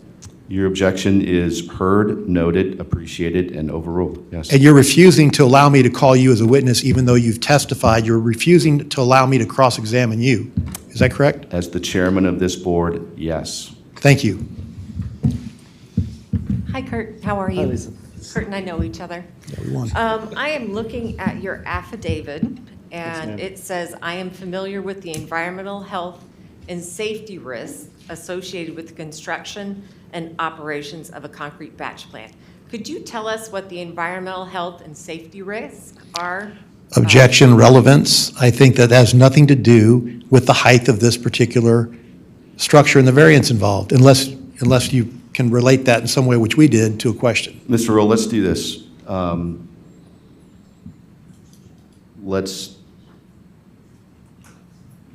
Let's cease our questions for Mr. Campbell at this time, Okay. unless there's something else. Okay. Mr. Rowe, that's all we have. Yes. Mr. Campbell?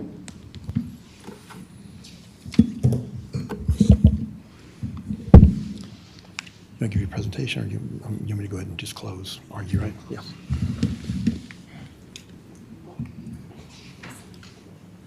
It's my understanding that this time the board would like for us to make our closing, basically our closing argument to the board. and Yes, sir, the final floor is request. yours. Okay, thank you.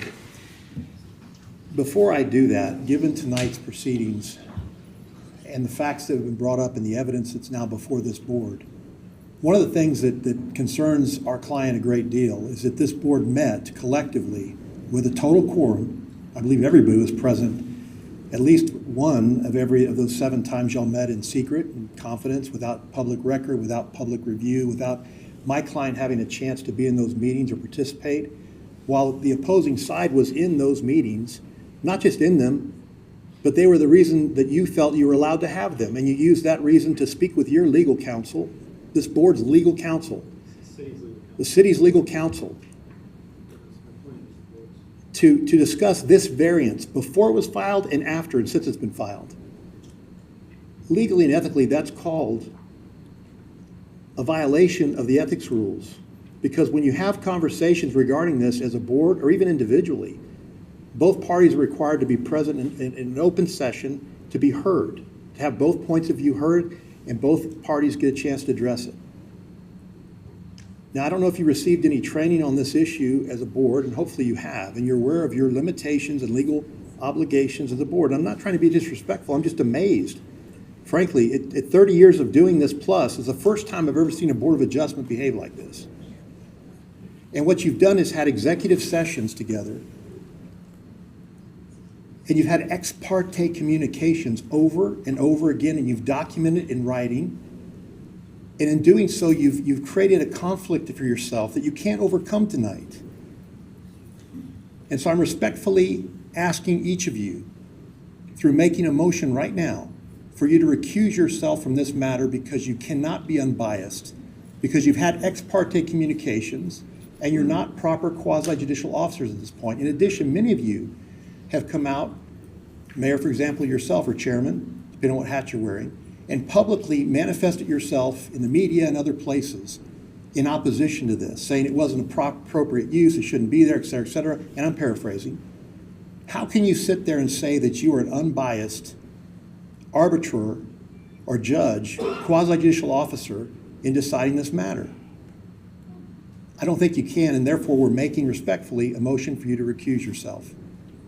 Each of you. Now, if you want to rule on that collectively and respond to it collectively, or you want to do it individually, I'm asking each of you tonight, making a motion formally on the record to recuse yourself because you're not an impartial party or individuals to hear this matter because of your violation of the Open Meetings Act, and your ethical violations of due process against my client. And in the public statements you've made to third parties in discussing this, including an attorney who you even admitted was representing the board on this matter, and witnesses that they intend to call that you said were witnesses for the board. So you've already aligned yourself with the city on this, and it's an inappropriate thing to do.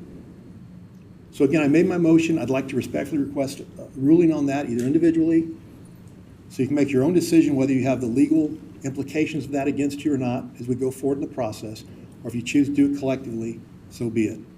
Because there are Mr. no Rowe, rules you or are welcome to regulations. conclude your closing comments. Not without a ruling. What do you want me to rule on?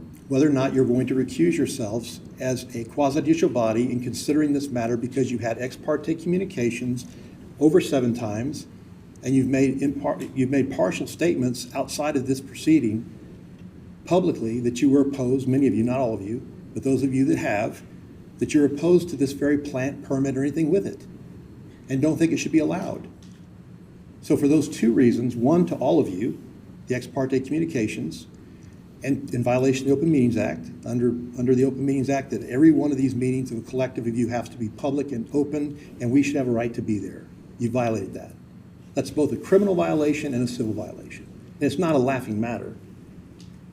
And number 2, that those of you who spoke publicly against this have already exposed that you're very biased against it, and therefore you're not a proper quasi-judicial officer to determine this proceeding.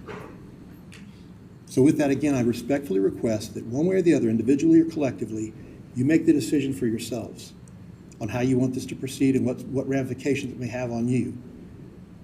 But that because you violated my client's due process rights, and because you've not adhered to the ethics and laws of the state of Texas in your position that you've taken an oath to uphold, I'm asking you to recuse yourself tonight as quasi-judicial board members of this body in making this decision, which will follow my closing statement. Please make a ruling. So as the chairman of the Board of Adjustment, we will continue with what is written on our agenda, and you can continue with your closing arguments. May I consider that you overruling my motion? I am merely stating what we're doing. We're going to follow the agenda, Mr. Earl. And are you speaking for everyone on this board in making that statement? I am. Are you refusing to make a ruling on my objection? If that is what you are objecting to, you said it was a motion or an objection? A motion to recuse yourself. I'm objecting to your not being impartial and that you violated individually and collectively the due process rights of my client. It cannot sit as an unbiased, proper board or individuals on the board in a quasi-judicial capacity. And right now, as I understand it, you're either refusing to rule on that motion regarding the objection I've lodged in that motion, I believe, or just telling me that you're not going to rule on it. And you're doing that on behalf, I assume, and the record's going to assume, of every one of these individuals and putting them under the liability of your decision. And they're allowing that to happen. So your objection is heard, it's noted, and as I've said before, it's overruled. You can continue with your closing arguments. Okay. And just in case, just to make sure no one else wants to make their own individual decision I'm on the that president motion. of this board. I'm the chairman of this board. You can address me, Mr. Earl. Okay, so I can assume then that none of these individuals have the ability, or if they do, they've made the decision not to recuse themselves. Is that correct? That is correct. Thank you. And in closure, I think we've shown the evidence so far very clearly shows that it's in the city's best interest, and these citizens, whether they believe it or not, it's in their best interest to have an efficient, proper batch plant that's been permitted and will be regulated by the state, in this case, even though it exceeds 30 feet in height, 35 feet in height. And in fact, I believe that the city, because it's been preempted by the state, does not have the power to regulate the height of this batch plant under Chapter 211, because there's a specific provision of 211 that says if it would cause a violation of another law or regulation or requirement, you cannot deny the variance. And that's what's going to happen here. If you deny this variance, you're going to force them to be in violation of their state permit by not building a batch plant that meets the existing permit that's been issued by the state of Texas with jurisdiction over this facility.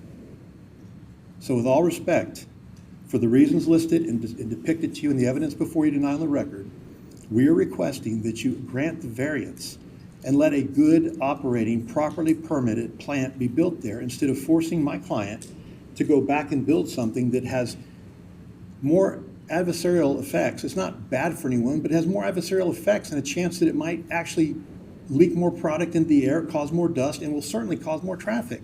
If you're concerned about those things, don't deny the variance. If you want those things to be upheld and protect your citizenry that you're responsible for, then grant the variance. And I'm asking to do that respectfully on behalf of my client. Thank you. Thank you, Mr. Earl.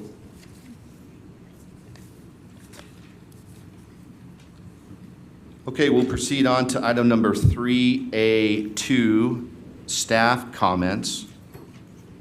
And Mrs. Kane, since you have a microphone available to you right there, there's no need to come up to the podium. Marissa, can you go turn off the podium speaker microphone? So, Mrs. Kane, are you aware of Ordinance 58? And if so, what is your interpretation of Ordinance 58 in this case? I am aware of Ordinance 58 that was approved back in 1998. My interpretation is that Guadalupe Ready Mix is not relieved from obtaining permits or variances for their project. Thank you, Mrs. Kane. And to clarify, it was 1988. Yes, the annexation ordinance was 1988. And do you have anything else you'd like to say? In 2015, Hanson came to the city of Garden Ridge and asked for rezoning of the tract of the 33.67 acre tract that the 7.5 acre site for the ready mix plant would be located on. They asked for rezoning of that property from residential agricultural to heavy industrial. Thank you. Anything else to add?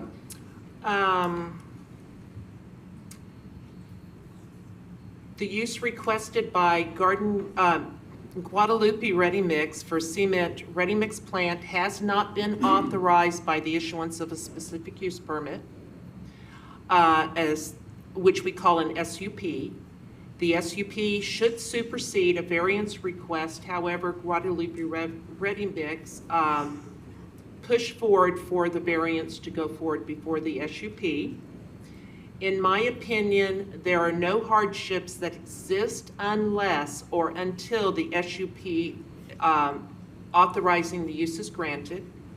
The SUP, at this point, we are waiting for some additional information from the applicant before that can move forward for consideration.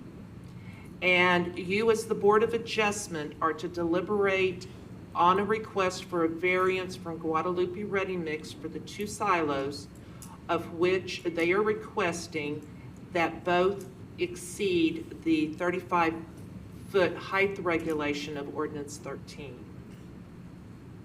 Chairman Erickson, unless you have more questions for me, I defer your comment. Oh, I do want to add one other thing.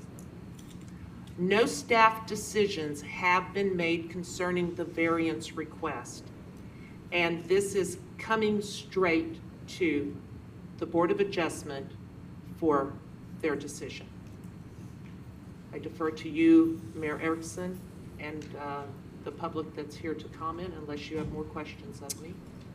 Thank you, Mrs. Kane. I don't have any further questions. Mr. Earl? Yes, we have some questions. Okay.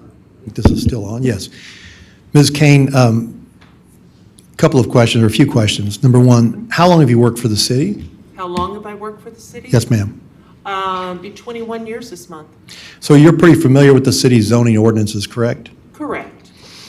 And when you testified earlier that this particular property was the subject of a zoning change that was brought to the city by Hanson to zone it to heavy industrial, I believe you said in 2015? 2015, Okay. yes, sir.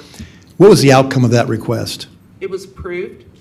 The property was rezoned from residential agricultural to heavy industrial, yes, sir. And in that time frame, was there a 35-foot height limitation in effect in the city on this property?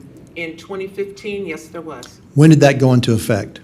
I cannot give you the exact year that did go into effect, but as long as I have been with the city of Garden Ridge, there has been a 35-foot height regulation. And do you know what ordinance imposed that height limitation by number or not? I know you don't know when it went into effect, but you know the number of the ordinance? It would have been Ordinance 13, our zoning ordinance. Okay. And so when the city annexed the overall property, it was far more than 1,000 acres, far more than 30 acres, it was far more than 1,000 acres. You would agree that this particular 30-plus acre tract was part of that area annexed in 1988, correct? According to that agreement, it shows, or ordinance 58, yes, it shows it on there.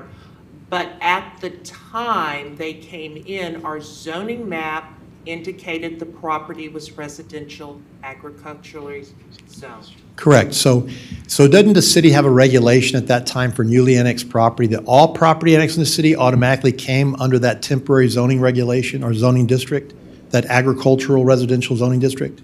The initial zoning in the city of Garden Ridge, yes, was residential agriculture. But the agreement that was made, and the city couldn't have zoned this property until after it was annexed, correct? Because they wouldn't have an authority to zone the property until after it was annexed in 1988. I'm talking about all the Hanson property that was The annexed. city would not have any authority to zone property unless it was annexed into the corporate limits of the city. And at the time of that annexation, automatically by operation of the city's rules and regulations, and in fact, the annexation ordinance itself, it had to come in as temporary residential agricultural zoning until there could be a zoning case to establish permanent zoning. Is that correct? If I'm understanding your question correctly, I believe that is correct. And all that was done pursuant to the agreement with Hanson. And I am not aware of if there was a specific agreement other than ordinance 58, I am not aware of that. I know- So let me ask you this. What relevance does that zoning case, and I'm objecting to her testimony because of relevance with regard to the rezoning of the property, because, you know, whether or not it was rezoned in 1921, 2015, 1988 is really immaterial. The current zoning is all the board can look at. And the current zoning is heavy industrial, and the use is allowed in heavy industrial. Isn't it true, Ms. Kane, that ready-mix production, concrete production is an allowed use by category in the heavy industrial district, that its property is zoned? Yes, I would agree with that. And you mentioned that the applicant has to get a special use permit or SUP in order to effectuate or go forward with that use. Is that correct? Correct. Our zoning ordinance requires And that's zoning special ordinance, use permit, yes. that's zoning ordinance 13, correct? Yes, it is. Isn't it true that basically any use other than residential in the city of Garden Ridge, in any district other than residential, has to come in and get an SUP before it can do anything on property? Correct.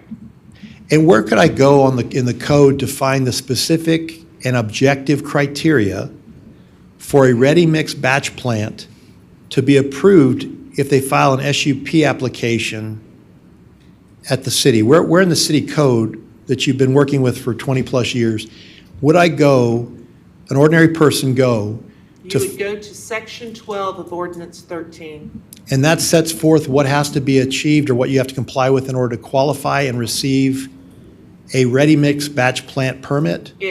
What it says is what you need to follow, what the requirements are, what the conditions could possibly be that would be looked at for a special use permit. And does that same section, that same exact set of criteria apply to any use in the city for a special use permit? Section 12, yes, any use within the city of Garden Ridge that has to come forward for a special use permit would go to that section. Would that include residential uses or just non-residential? Residential uses are not included in the Okay. SUP. So if I had a You piece stated of, that before as well. yes, if I had a piece of property zoned residential, I want to build a house, I don't need an SUP. No, you do not, sir. But if I have a piece of property zoned commercial and I want to put in a convenience store, You would have to get an SUP. and that would be the exact same section and provisions I'd have to go to, correct, to find out what I do to be able to comply with the requirements to be entitled to obtain an SUP for a convenience store that I would have to do to obtain a permit or SUP for a batch plant, correct? Correct.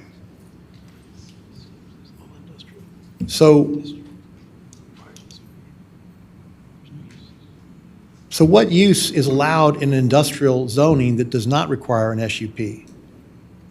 I cannot think of a use that would, an allowable use in industrial zoning that would not require an SUP. Any use would require an SUP. So because it deals with the exact same issue, and we think it's germane to the reasonableness and the spirit of the ordinance in a industrial zone, and it's a neighboring property, I'm asking you a little bit about another batch plant that was permitted right next door to this location. Are you familiar with that permit? Terracon? I'm sorry, Tricon? Yes, I recall Tricon. Were you involved in that permit? That occurred back in 2007, I believe, 5, 6, 7 in that time frame. So you were working here at the time? Yes, I was. And what was the justification under that SUP provision that allowed Tricon to get an SUP for that batch plant at that location? Our ordinance required that they seek an SUP. But what were the qualifications or individual standards they had to meet in order to qualify to get that granted, that they would know ahead of time they had to do before they applied to get that granted? They would have followed the requirements of Section 12. Isn't it true that that Section 12, though, just has some very general requirements that are very vague and it kind of leaves it up to the subjective judgment of the decision-making body, the city council in that case, whether or not to grant the SUP? In other words, it doesn't say, for example, that you must screen the facility with a 12-foot screen.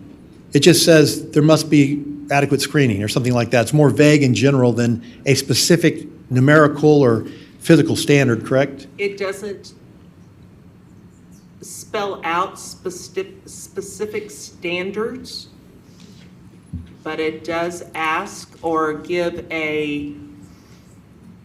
trying to think of the word I want to use. It does give some criteria as to what would be considered or what would be looked at in considering a special use permit. So then in the Tricon case, what was the justification stated in them getting a special use permit and a variance for the height limitation? I do not recall exactly what was stated. I mean, that was been many, many years ago, sir. As a city administrator, do you know if the city keeps records of that decision-making process and of those? We do have records, yes. And would it state they would have had to come and get a variance to the 35 feet, wouldn't they? Yes, So the records, that would have had to go on to the Board of Adjustment, correct? yes. So Yes. there would be a detailed set of findings recorded in the office about the I'm reasons. sure there are in the files off the top of my head. I do not recall those details back from 2005, 6, 7. I'm sorry, I can't recall them.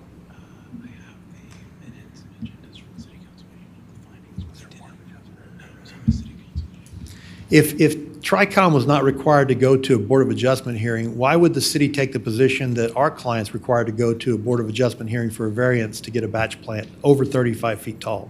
If Tricon was not required to go to the Board of Adjustment? Why are you saying that they are not required to go for a Board of Adjustment? Because it went before the city council, not the Board of Well, the Adjustment. city council sits as the Board of Adjustment. But to my knowledge, there was no decision of the Board of Adjustment immediately recorded in the office of the Board of Adjustment or the Planning Department or the City Secretary's office after that meeting, as is required by law for a Board of Adjustment, because we looked. Sir, I don't recall back, those many years back, to the specifics. I'm sorry. Our documentation would be contained in our files. I guess what I'm trying to get at is a question for this board is, if you can't go back and look what the rationale or the specific standards were that allowed one applicant to get an approval of a variance for a height limitation, what specifically could you look to in advance of filing your variance to know what you were going to have to comply with to get that variance?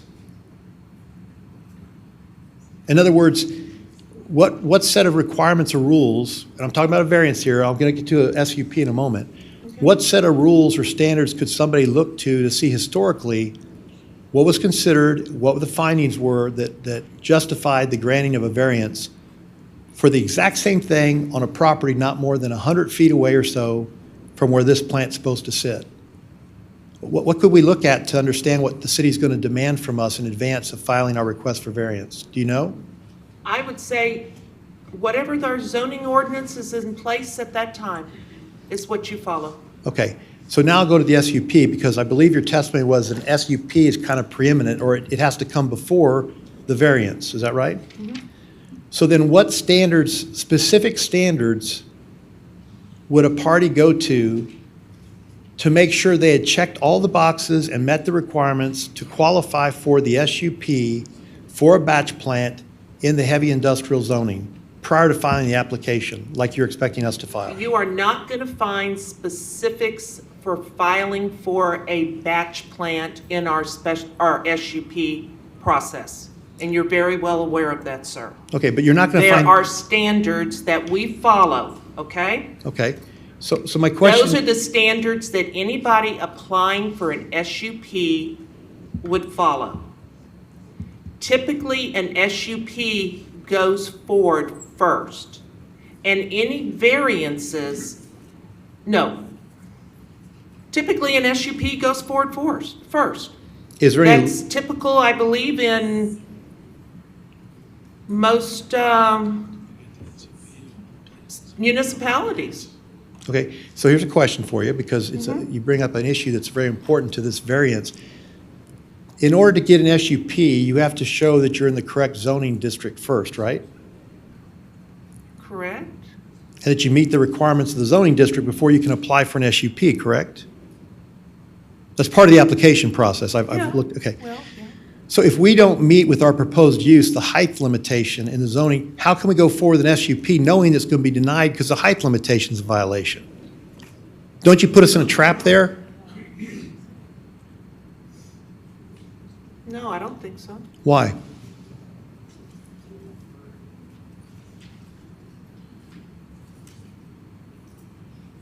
The SUP is required by our ordinance to operate that business within that zoning district. And don't you have to, as part of the SUP process, show that you're making the application for that use in a zoning district in which that use is allowed in order to even apply for an SUP? Say that again, sir. When you file the SUP application, isn't part of the criteria that you've got to meet in turning that into you as a city administrator is that the use that you're applying for the SUP for is allowed in the base zoning district that the property is zoned under that application? Yes. Okay. So if this base zoning district has a 35-foot height limitation, and we came to you with an application for an SUP, and it said, we want to use the property we want a special use permit for a concrete batch plant, and by the way, it's going to have silos that violate the 35-foot zoning district height limitation. Would you accept that or recommend approval? I would send it forward as your SUP to Planning and Zoning and City Council, and then your variance is the separate action that But- goes before the Board of Adjustment. I would handle them as two separate actions. And these are being handled as two separate actions, correct? Correct, they are, sir. And is there anything in your rules that says that a variance can only be filed or should only be filed after you acquire the SUP first? Nothing in the rules state that, but that is common practice. Doesn't the SUP require you to submit a site plan? Correct, it does. And doesn't the site plan require you to show how the buildings or how the uses are configured and what their size and dimensions are? Yes, it does. And if one of those sizes and dimensions indicate that you're going to exceed the zoning height limitation, wouldn't you kick that back and say, this does not meet the zoning requirements, you have to change your design in order to submit your SUP? I would submit it back to you, telling you, or I would advise you that you needed to seek a variance for the height on the silos. So now we're in a loop. How do we get out of that loop? We're in a loop, and we've been in a loop, sir. How do we get out of that loop? We proceed along with the variance request that's before the Board of Adjustment tonight. Submit the information, the additional information that's been requested for the SUP review, and when that has been submitted, that will be sent forward to Planning and Zoning Commission, who will make recommendation to the City Council. And one of the information items that are not yet submitted is a site plan for that SUP, correct? Has it been submitted? Well, let me state this. I know that I got some additional information from y'all, but I have not had the opportunity to review it. That came in this week. Okay, but you have had Okay. it sometime this week, you got it. I got it today's Wednesday, maybe Monday afternoon or so. I have not had an opportunity to review the information. But earlier you testified that we did not have all the required information. The truth is, and you're, I misstated, sir. okay, thank you. I just want to make sure I that the board was misstated. aware of that. Thank you for your honesty. I think I don't have any questions further for the witness. Decorum, please. Thank you, Mr. Earl. Board, any questions for Mrs. King? Okay. Mr. Earl, nothing else? No, Okay. That concludes item number 3A2, staff comments. Moving on to item number 3A3, public comments. Violated a million due process. We will open a public hearing at 8 p.m. on Wednesday, the 5th of April, 2023. Anybody that wishes to come up and speak, please speak into the microphone. We'll make sure that it is on. Please state your name and address when you begin your address, and then make sure you sign in so that we have your name and address after your comments. We can form a line behind the podium, and everyone that wishes to speak tonight, you'll have 2 minutes to state your opinion. Mr. Chairman, we'd like to Yes, sir. raise an objection. It's my understanding you're going to allow these individuals to all comment on this and provide their testimony to the board with regard to their position on whether or not the variance should be issued. I had a conversation about this with staff, the attorney for, not staff, but the outside attorney for the board. Is it the board's position that these individuals do not have to be sworn as witnesses and that we will not have the opportunity to cross-examine them on their testimony? They're going to give their public comments as citizens or residents of the area, but mostly residents of Garden Ridge. Will the board be considering those comments and making their decision tonight? We're going to listen to what the residents have to say. So they will be considered then in the decision-making. You're not going to make your decision first and let them speak, in other words? Their comments are not going to base our decision when we go through and talk about it. Okay, I'm just going to raise an objection to individuals being allowed to provide testimony or evidence in the form of comment, with A, not being sworn in as witnesses, and B, the applicant not being afforded the due process right of having the ability to cross-examination those witnesses or those persons making those statements to the board in this public meeting. I'd like to just have a ruling on my objection so that we can proceed with that ruling on the record. We're going to have, we had just opened a public hearing, and the citizens, residents get an opportunity to speak for 2 minutes. I understand that's your position, but could I please have, for the record, a ruling on whether or not my objection is going to be sustained, meaning they'll be sworn in and we'll be able to cross-examine, or it's being overruled, meaning you've got the objections on the record, but you've overruled it, they're going to proceed with the way you're saying they will, just making comment. Yeah, Mr. Rowe, we talked about this before the proceeding began. That's why the proceeding was delayed. And we had outside counsel talk to you, and that's the decision that we're going forward with. We mentioned in that conversation, though, that we were going to present this objection and address it at this time. Allow So you we're to doing rule that. on it. That's what Allow we're you to rule doing. on it.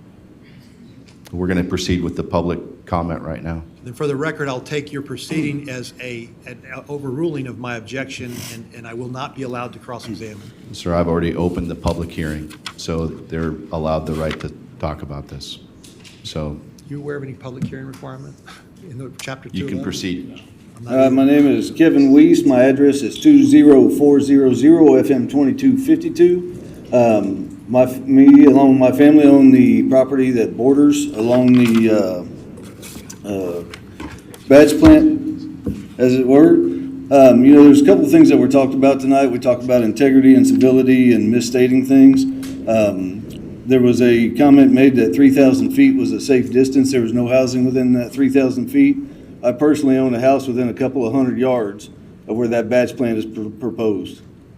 This is more of a greed over need if my child and my grandchildren and my grandchildren's health is not considered and the money is put before that, that's something that as a community we need to think about. Everything that we're talking about might as well be a moot point, because in 1988 that we're talking about, I don't believe that Gifford Hill owned that property at all. If I am correct, because I've been here since I was born just about, that was owned by Sandra Ruppel and Nancy Harris, I believe, in 1988. That's something that y'all need to look into, which would make this whole point just completely void. I have some serious concerns about breathing in this dust along with my kids, my grandkids, great-grandkids in the future. Silicosis is a type of pulmonary fibrosis that is irreversible and is caused by breathing in silica dust. One of the most common materials that's found in the sand and quartz and many other types of rocks. In fact, OSHA recommends that people wear an N95 mask or a respirator of some sort when working with this stuff. So if they're expected to wear it, does that mean for the rest of my life I have to live right next door to this thing and wear a respirator every time I want to go outside my house, because otherwise I could die? My second concern is ground vibration. You're going to have all-night lights. There's no good solution to this thing, and unfortunately 2 minutes isn't enough to tell you everything, but I can tell you I've told you more truth than what you've heard here tonight. Thank you, Mr. Weiss.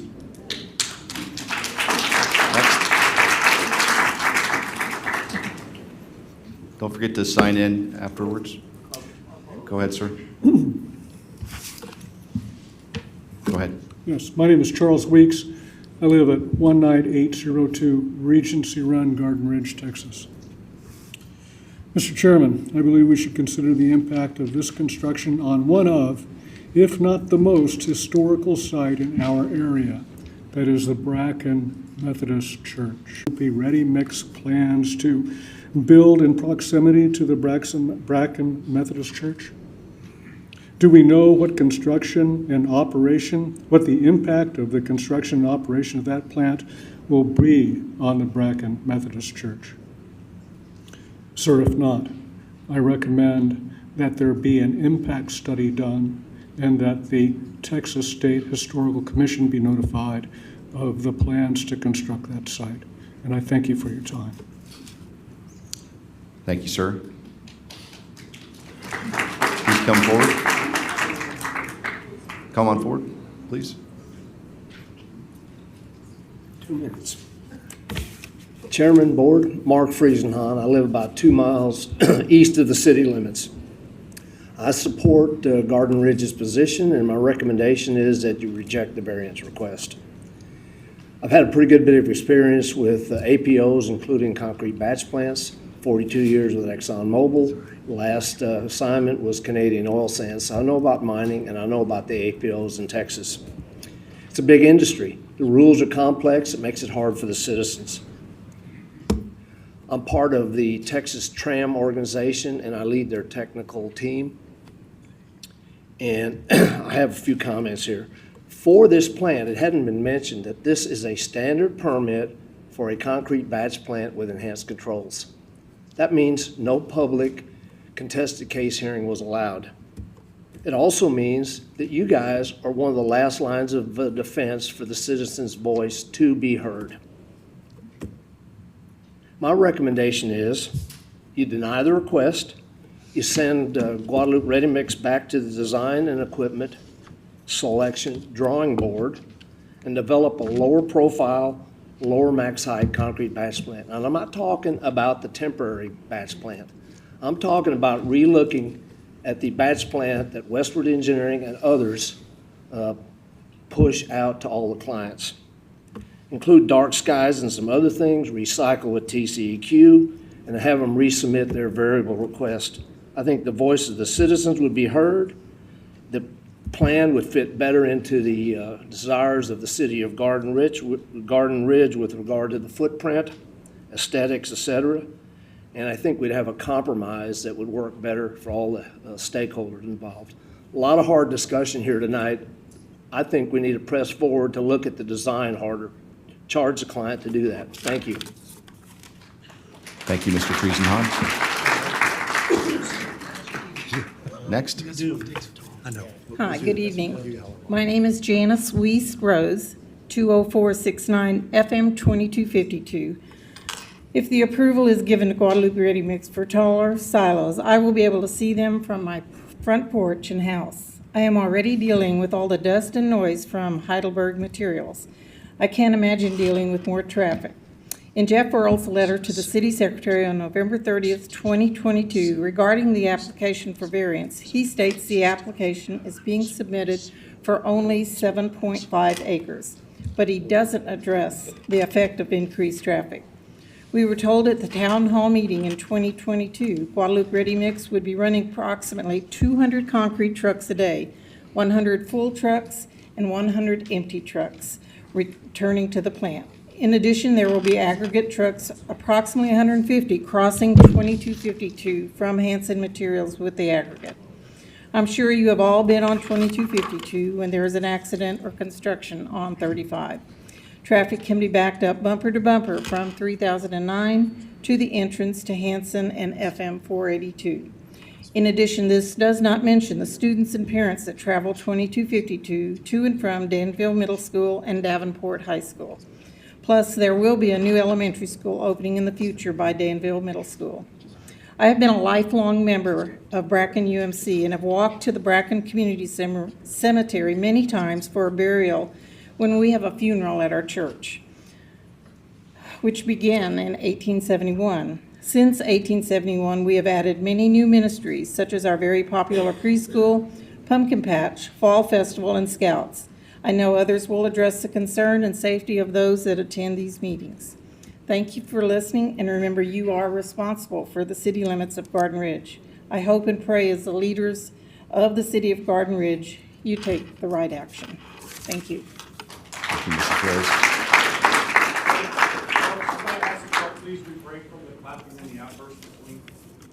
It would help us go quicker. Thank you. Go ahead, sir. And they have to refrain when I'm talking. Mr. Mayor, Council, and Administration, my name is Bill Swint. I live at 8440 Twisted Oaks here in Garden Ridge. I had prepared comments, but after all the legalese and everything that's been discussed this evening, I think probably I can ditch most of this. I'm here to, once again, I've been here before on this subject, but I'm here once again to make sure you understand the impacts this has on a church and its congregants, and on a preschool, a very successful preschool, and the parents and the children that are there. We have a preschool director that'll be here direct on how it affects her. Come to expect it this evening is that I've heard a lot about what can be done, what we want, and why we want this. But there's another entity that is it's the people that have to live around it. And, right now, we've got a good association with the quarry, but it's changing. And there are mounds of dirt and rock behind our church. And down the road, if you drive down 2252, you can see it there behind the trees. It's changing. And I guess I just don't have a lot of faith that what we think about these towers and walking out the front doors of the church, and here it is, that will stay that way for forever. So I know those are temporary facilities, but we'll see. So I guess safety is the biggest issue, particularly for our kids. And I think probably in talking with one of our city fathers recently, the comment was made, how much is enough? And that's a question that I asked, how much is enough? Thank you, Mr. Swint. Next, please. Mr. Swint, don't forget to sign in.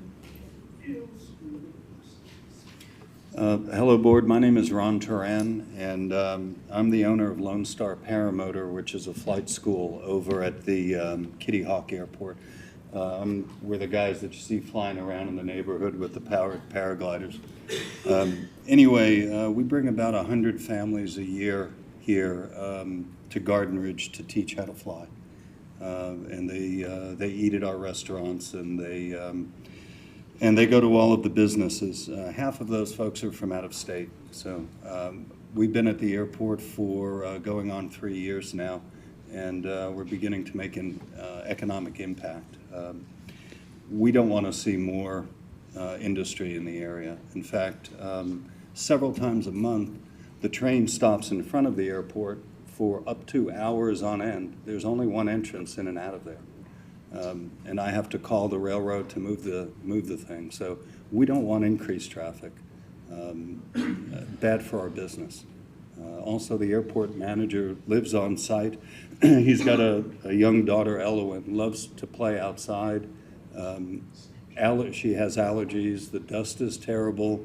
More traffic on the road is bad for kids as well. So we love being here, but it's not conducive to doing business to have increased road traffic, particularly when it's going to increase the train traffic and block us off from doing business. So please consider the businesses in the area as well as the residents. Thank you for your time. Thank you, Mr. Turan. Next.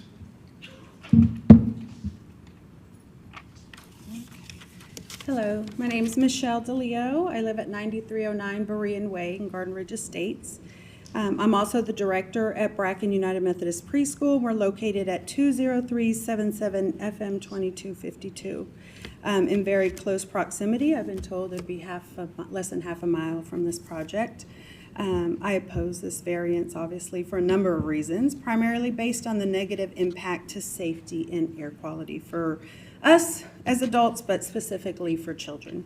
As a resident of Garden Ridge, the traffic on FM 2252 is already a daily issue with the number of vehicles, and especially 18-wheelers that use the lanes on 2252 to get both to I-35 and 1604. Increasing the traffic by so many trucks will not only increase congestion, but unnecessarily add additional large vehicles to already congested roads. On the many days, like they said, that there's accidents, you can typically have bumper-to-bumper vehicles from 3009 or even past all the way to the train tracks, closer to Nacogdoches, all the way back past our school. And this increase in traffic causes a dangerous situation for our families coming to school and for those of us who go to Danville. As the director of the preschool, we serve over 175 children between the ages of 1 and 6 and an additional 50 to 75 in the summer ages 5 to 12. The air quality in the area of the preschool is already greatly impacted by both allergens, of course, and the existing quarry that's located literally in our backyard. As part of the children's day, they spend time outside of the playground. Adding incremental fumes, exhaust from both the facility and the vehicles that serve it will pose a critical risk to children's health. And it already has. Many children are already, we've had a few children that have been treated by EMS for increased asthma attacks and breathing. Thank you, ma'am. Your 2 minutes are up. Thank you.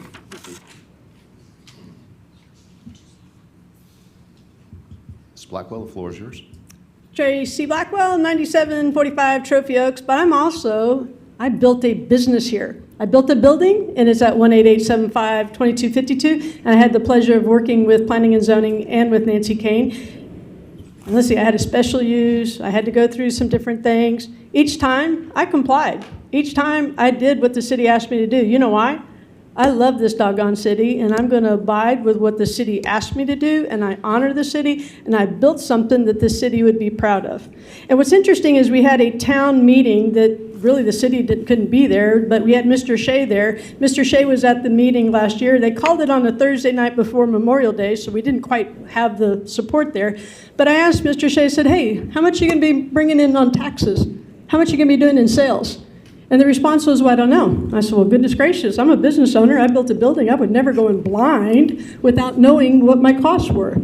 One of the reasons why they probably want to do the big silo is because they can buy in batch. So at the end of the day, what's in it for me? Everybody's always tuning into that. And when you look at a big silo, and if they can buy it in batch, their cost is going to be cheaper. They keep talking about, well, it might do this, it might do that. Well, we already have 6 other cities, if I'm not mistaken, that's already doing these pigs. All right, we'll do a doggone pig. But follow the city's rules. Quit coming in here and trying to change what you want to do for our city. And quite frankly, we have a bunch of people here, and normally you have, like, I don't know, 20 people. Mr. Shea, there was just as many people here at the last meeting, and I can't imagine what these 2 gentlemen, Mr. Earl and Earl, are charging. And if you had that many people that didn't want you back then, we still don't want it in our city. Keep Garden Ridge positive, keep our little gem of a city, and I'm asking you to vote against it. Decorum, please. Thank you, Mrs. Blackwell. Sir, the floor is yours. David Krasinski, I live at 8475 Park Lane Drive. I'm here as a resident of Garden Ridge and as a parent of a Comal ISD students. I also serve on the Comal ISD school board, so I have a vested interest in not seeing this variance, I guess, accepted. My biggest issue with this is, not only the traffic, but the impact that it has on our city and our kids. We were unaware, or I was unaware, of any kind of request or I believe it was any kind of notification from this company that this was going to be put inside the city limits and in between, frankly, 3 of our schools. So, there's that. And then, some other points that were made was that this is off of an industrial corridor. I don't think 2252 Farm to Market Road, where the entrance to this location is considered industrial. And then secondly, there was, I think this company, to their own testimony, stated that they knew what the ordinance was before they got here. They were clear on what it was. It was crystal clear to them, and it seems like they brought in a lawyer to shove this thing through. That's what it feels like. That's what some of the statements that were made tonight were very kind of over the top, if you will. So I would encourage you to not allow this to go through. Thank you. Thank you, Mr. Krasinski. Yes, ma'am? The floor is yours. Dawn Hatch, 8377 Twisted Oaks. As most of you know, I've been a legal assistant for 45 years. I think all of you have a conflict of interest as a quasi-body government. It's about what the land is zoned and intended to be used for.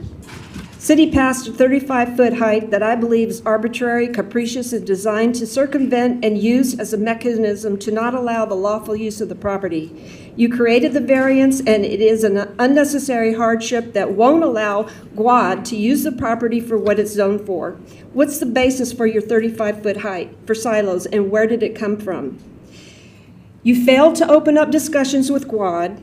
You missed several deadlines. City took no action. Therefore, in my opinion, city defaulted by operation of law. The use of the property is permitted by right. This is about the intent of the law. A variance is intended not to create a hardship for what the property is intended for. Mr. Domgaard sued the city for abuse of discretion and cost the city over $15,000 in attorney fees. GWAD and Hanson, they will sue the city, they will ask for attorney fees, they are going to win, and it's going to cost us as taxpayers tens of thousands of dollars. As a taxpayer, I don't agree with that. And you talk of setting a precedence is ad nauseum. The precedent the city is setting is one of getting sued. City cannot use ordinances and variances as a shield and a sword.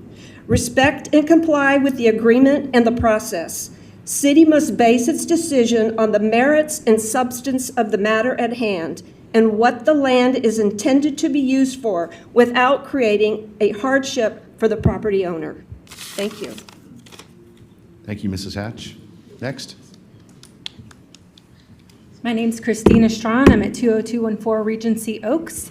I just want to comment on that, actually. An ordinance is placed in the city to prevent things happening that shouldn't be happening when we've already decided on it. This land was transferred in 1988 by Guilford Hill, if in fact that's who it was. Since then, the land's been sold and changed several times, so I don't think that that deal is even relevant at this point. We have an ordinance to keep things under 2 stories in this city for a reason. We do not want visual pollution in the city, and that's what that would be. Whether it's air pollution, everything else, we have an ordinance because we don't want visual pollution. I can't go build a skyscraper downtown just because I want it to. They shouldn't be able to do that either. And I would also say that we would caution ourselves not to push this too quickly, because Texas lawmakers, as of November of 2022, have filed a handful of bills ahead of upcoming legislative session that would create new rules where we can have these concrete towers because of the health concerns. TCEQ is meeting with residents from Dallas all the way to San Antonio about these concrete plants. Putting a permanent structure in our city when these things could be overturned by the Texas legislature could be a big cost to our community. So I prefer that we don't do that. Thanks. Thank you, ma'am. Next. Greetings, Council and Mayor. My name is Kendra Harrelson, 9218 Cipriani Way. As a new resident, or fairly new resident to Garden Ridge, I would ask, when in referencing this variance, that we consider the engineer was speaking and was not allowed to answer some of the safety questions that you were asking. And so I would ask that when considering this variance, that silos, the over 35 feet, are just as dangerous as the 35 feet ones. We know that there is pressurization, and with pressurization comes explosions. We know that with height there comes falls. We know that that as far as safety goes with these silos and the batch plants, as the elementary school, middle school, and neighborhoods, are they really 20 miles away from this, and is this really safe? So what I would also ask is to consider the compliance in all of this. What is their record? What does the data show about how many times they've been fined in running these silos and these batch plants? What are the safety statistics for their employees in there, as well as the gentleman stated that they do, the general manager stated that there's a lot of OJ as the council and the Board of Adjustment to consider these things when we're looking at the variance. Also, let's talk about health. The lady before me just stated, a lot of the things that are going on with health and law. And let's not forget that this industry is the 3rd highest cause of air pollution in the United States. So let's consider the safety when we're talking about this. Furthermore, I am concerned about the motion that the attorney brought forth as far as the council. I would also be concerned that the attorney also used the fact that the corporation has enough money to sue and is providing a one-way option to ensure that this variance is pushed through. Thank you, Mrs. Harrelson. Next, please. Priscilla Carlisle, 9378 Schoenthal.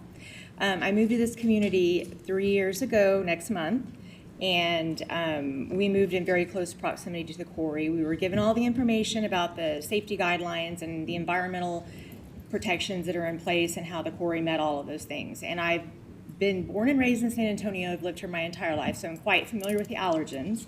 And within just a few months, I started wheezing. And within 6 months, I was on a medication, having no history of asthma, having never smoked, and have had any other exposure to any other kind of toxic environments. I was placed on a medication for people who have COPD. It's the cost of $750 a month. It's called Trelegy. And I still continue to struggle with respiratory issues. I have all kinds of air filters in my house. And when you're outside of my house, my pool always has a layer of sediment in it. You can write your name in the dust every single day. On my car, on my patio furniture, on everything I own is covered in dust. So what I would ask this council to consider is the burden that this community already carries for the environmental hazards. And I think that we all feel like we've had enough, and I would just ask you to consider that in your vote. Thank you. Thank you, Ms. Carlisle. Next, please. Hi, my name is Mandy Pelletier. I am with Bracken United Methodist Preschool. I have been there for 10 years as the assistant director. I am going to finish up on what Michelle said about the school and the impact, at least on the dust that we've seen with our students. In all the years, the 10 years, we both have been there, not once have we ever had to reach out to EMS for breathing issues this year. This year alone, since January, we've already had to call EMS 3 times. And of course, we can't say for sure if that is because of the dust that we are receiving from Heidelberg, which is located behind us, which they've been blasting and we see the rocks. But that dust has become a problem for us. We're having to have the kids come in on days that are dustier than others. Our teachers are noticing on their cars, and our teachers that have asthma are having increased problems. So while we can't say 100% sure what's the cause of it, it's very suspect where we've never had these issues before. And so with this new towers potentially coming in, it just increases our risk and just puts us surrounded by potential allergens or things in the air. So with y'all being in a position of power, we just ask that you really take into consideration the children, the young children that we work with, and the long-term impacts this could have on their health, our teachers' health, and the families that we serve. Thank you very much. Thank you, ma'am, very much. Next. Mr. Earl, we can hear you talking, so I would ask you to use the same decorum that I've asked everybody else to Since use. the interruption's already occurred, I'll turn my mic off, Mr. Chairman, but I do want to re-urge my objection.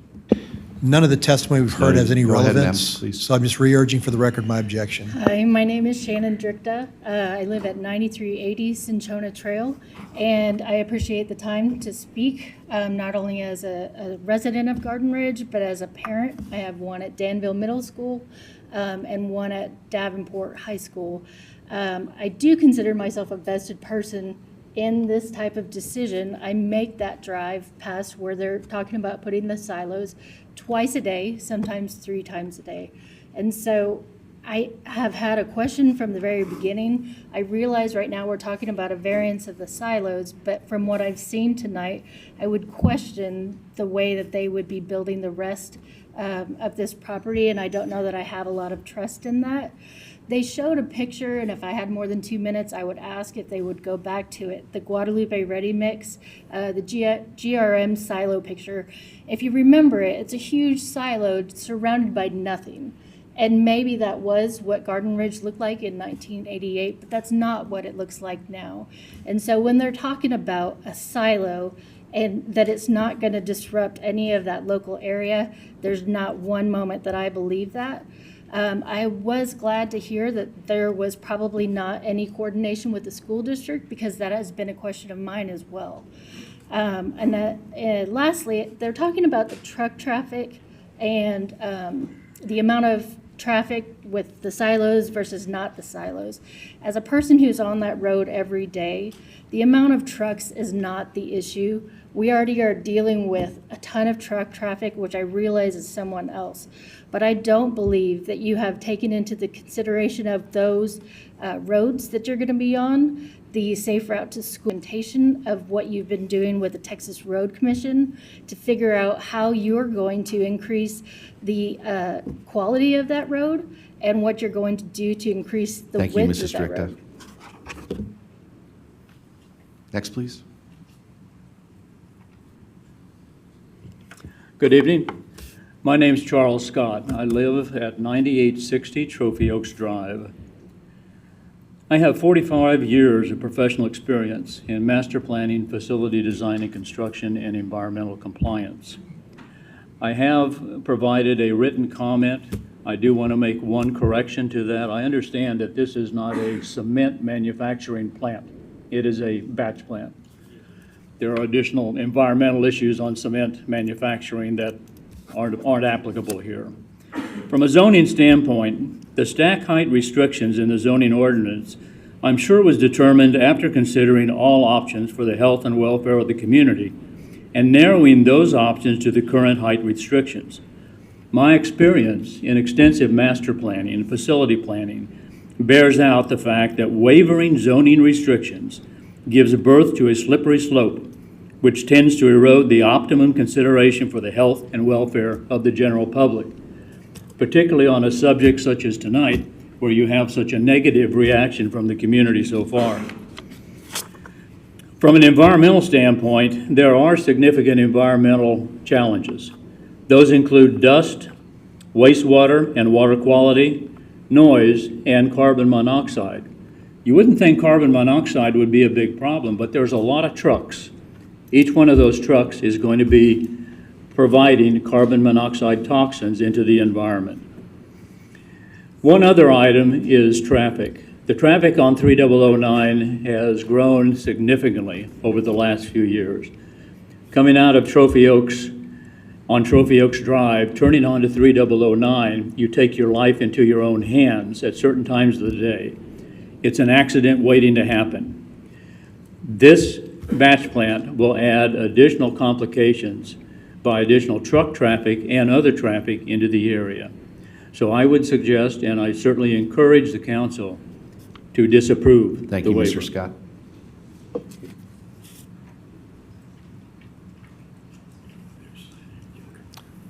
Mr. Scott, don't forget to sign in, please.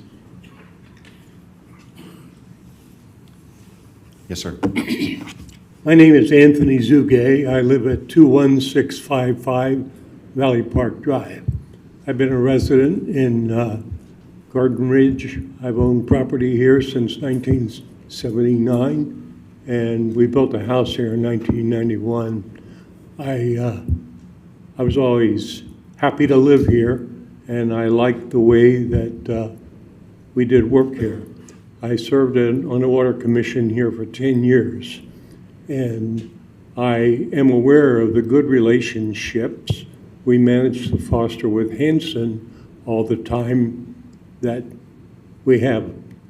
I'm sorry to see us get to the point right now where we have a contested thing here.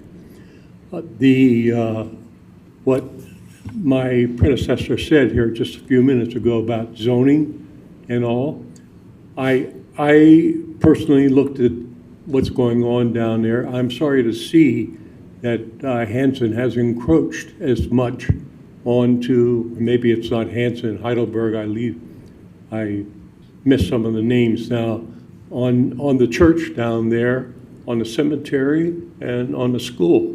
I see real danger there to the children. That's the biggest thing that concerns me about the batch plant. I would be remiss to say that I'd be happy to see it go there.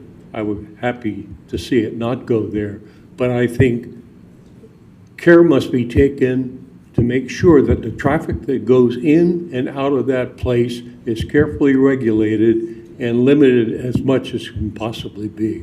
Thank you very much. Thank you, sir. Next.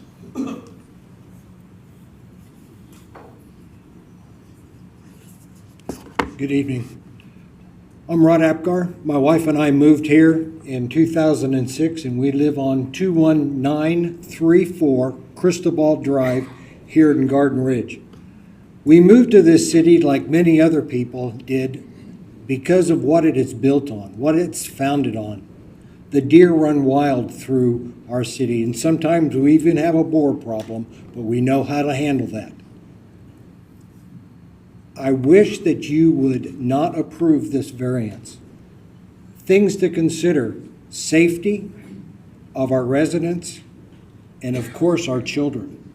Number two, our health because of the environment. You can just drive down 2252 down there where they want to put this, and you can see the roads are just covered in dust and dirt that's coming out from all around that area, and this is just going to increase it. So I wish you all deny the variance for this batch plant because of what Garden Ridge is built on and founded upon. Thank you all very much for this time. Thank you, sir. Don't forget to sign in. Next, please. Good evening, Mr. Mayor, City Council. I'm Bill Kent, live at 10020 Cali Circle.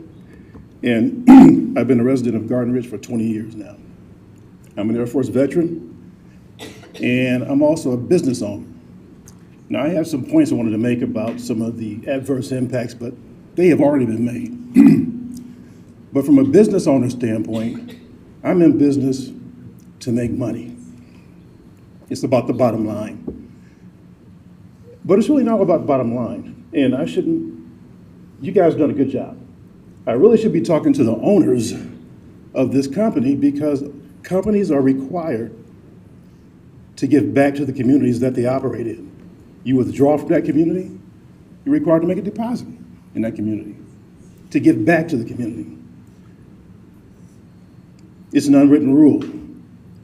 It's just the right thing to do. But what we're seeing here is that this is not representing giving back to the community. It's causing all kinds of problems, disruptions, health issues, economic issues. You know, we're going to see our property values trend in the wrong direction because of something like this. So again, as a business owner, it's incumbent upon the business to give back to the community in which they operate. And I don't see that happening here. I don't see any positive things coming from this company operating here in Garden Ridge. So I would present and say that we should reject making an exception to this variance. Thank you. Thank you, Mr. Kent. Anybody else for spoken comments?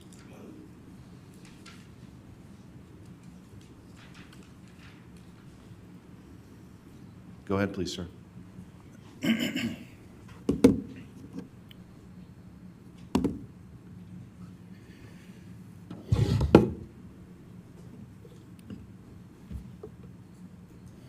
Good evening, City Council, Board of Adjustments, thank you. Board of Adjustments. My name is Darren Bates. I'm a resident of Garden Ridge, 20103 Regency Run. So I'm a witness tonight to a lot of what I perceive as fear and intimidation, not only on the board, but also on the citizens of Garden Ridge. I've never witnessed news media being inside this room in Garden Ridge since I've been here the past 8 years. I think it's unfortunate that there's been some verbose explanation and questioning, which tends to weary the minds and bodies of people with handicaps who had to leave unexpectedly early tonight, not express their citizen views for this very important matter. It seems to be the trend with the subject members here tonight and what they're pushing, in addition to the town hall meeting that I experienced here, and I believe one of the other members of this board, that there was a lack of regard for people's perspectives, feelings, and emotions, somewhat of a smirky interpretation of facial expressions from the attorneys, at least one in particular that's behind me to my left, about 5 feet. In addition, the meeting ended early or unexpectedly for the people who attended due to that same person having to get home to their dog, which I thought was kind of interesting how people and citizens of Garden Ridge were placed, what I perceived as well below the standard that they should be, and that is in comparison to a dog.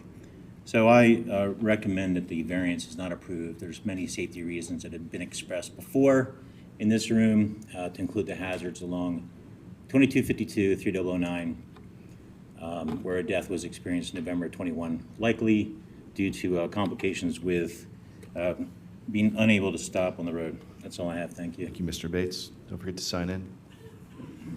Anyone else for spoken comments? Okay, that'll conclude spoken comments for this portion of the public hearing. Marissa, do you have written comments?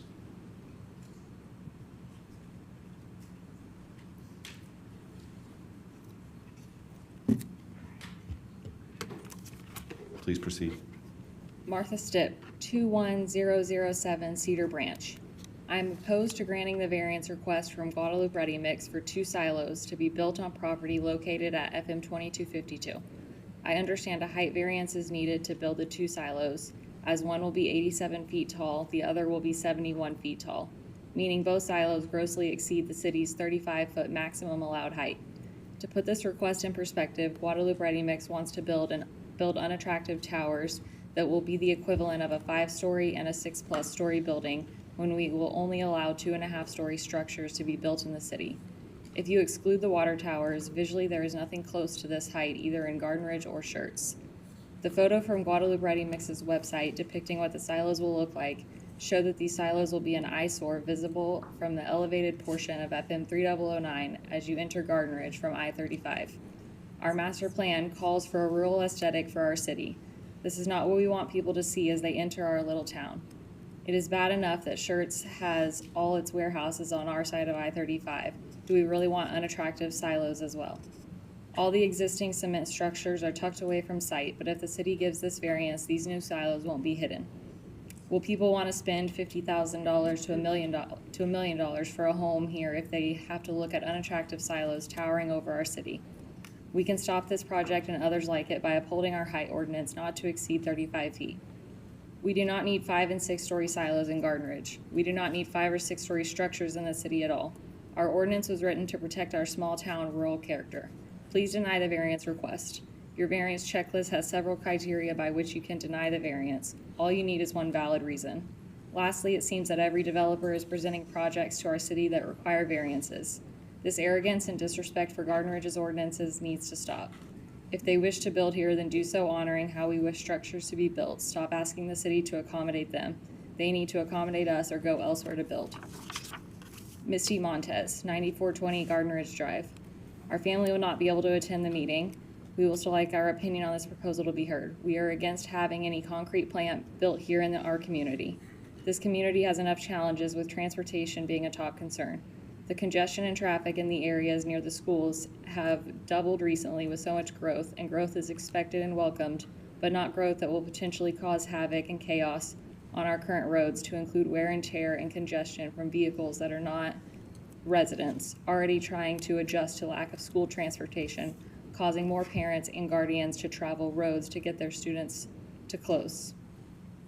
Our children attend the elementary in Davenport, and with no transportation for our children this year, our family has had to adjust work schedules and life schedules to accommodate taking and picking them up, and also account for the other families in our situation that are now sitting in school lines longer due to more personal vehicles at the schools.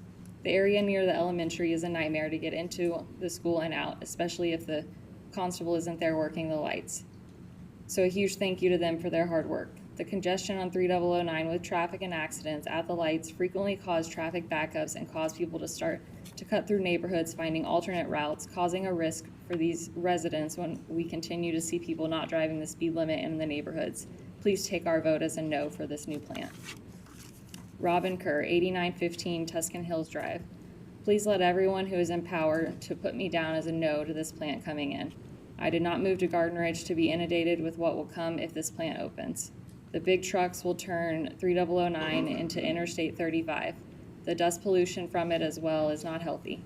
In my opinion, Garden Ridge needs to stay quaint. We are not an industrial complex. We are a way of life. Sadara Clark. I vote no to the Guadalupe Ready Mix building of the 2 multi-story metal towers in Garden Ridge. Earl and John Melvin, 8919 Comanche Path.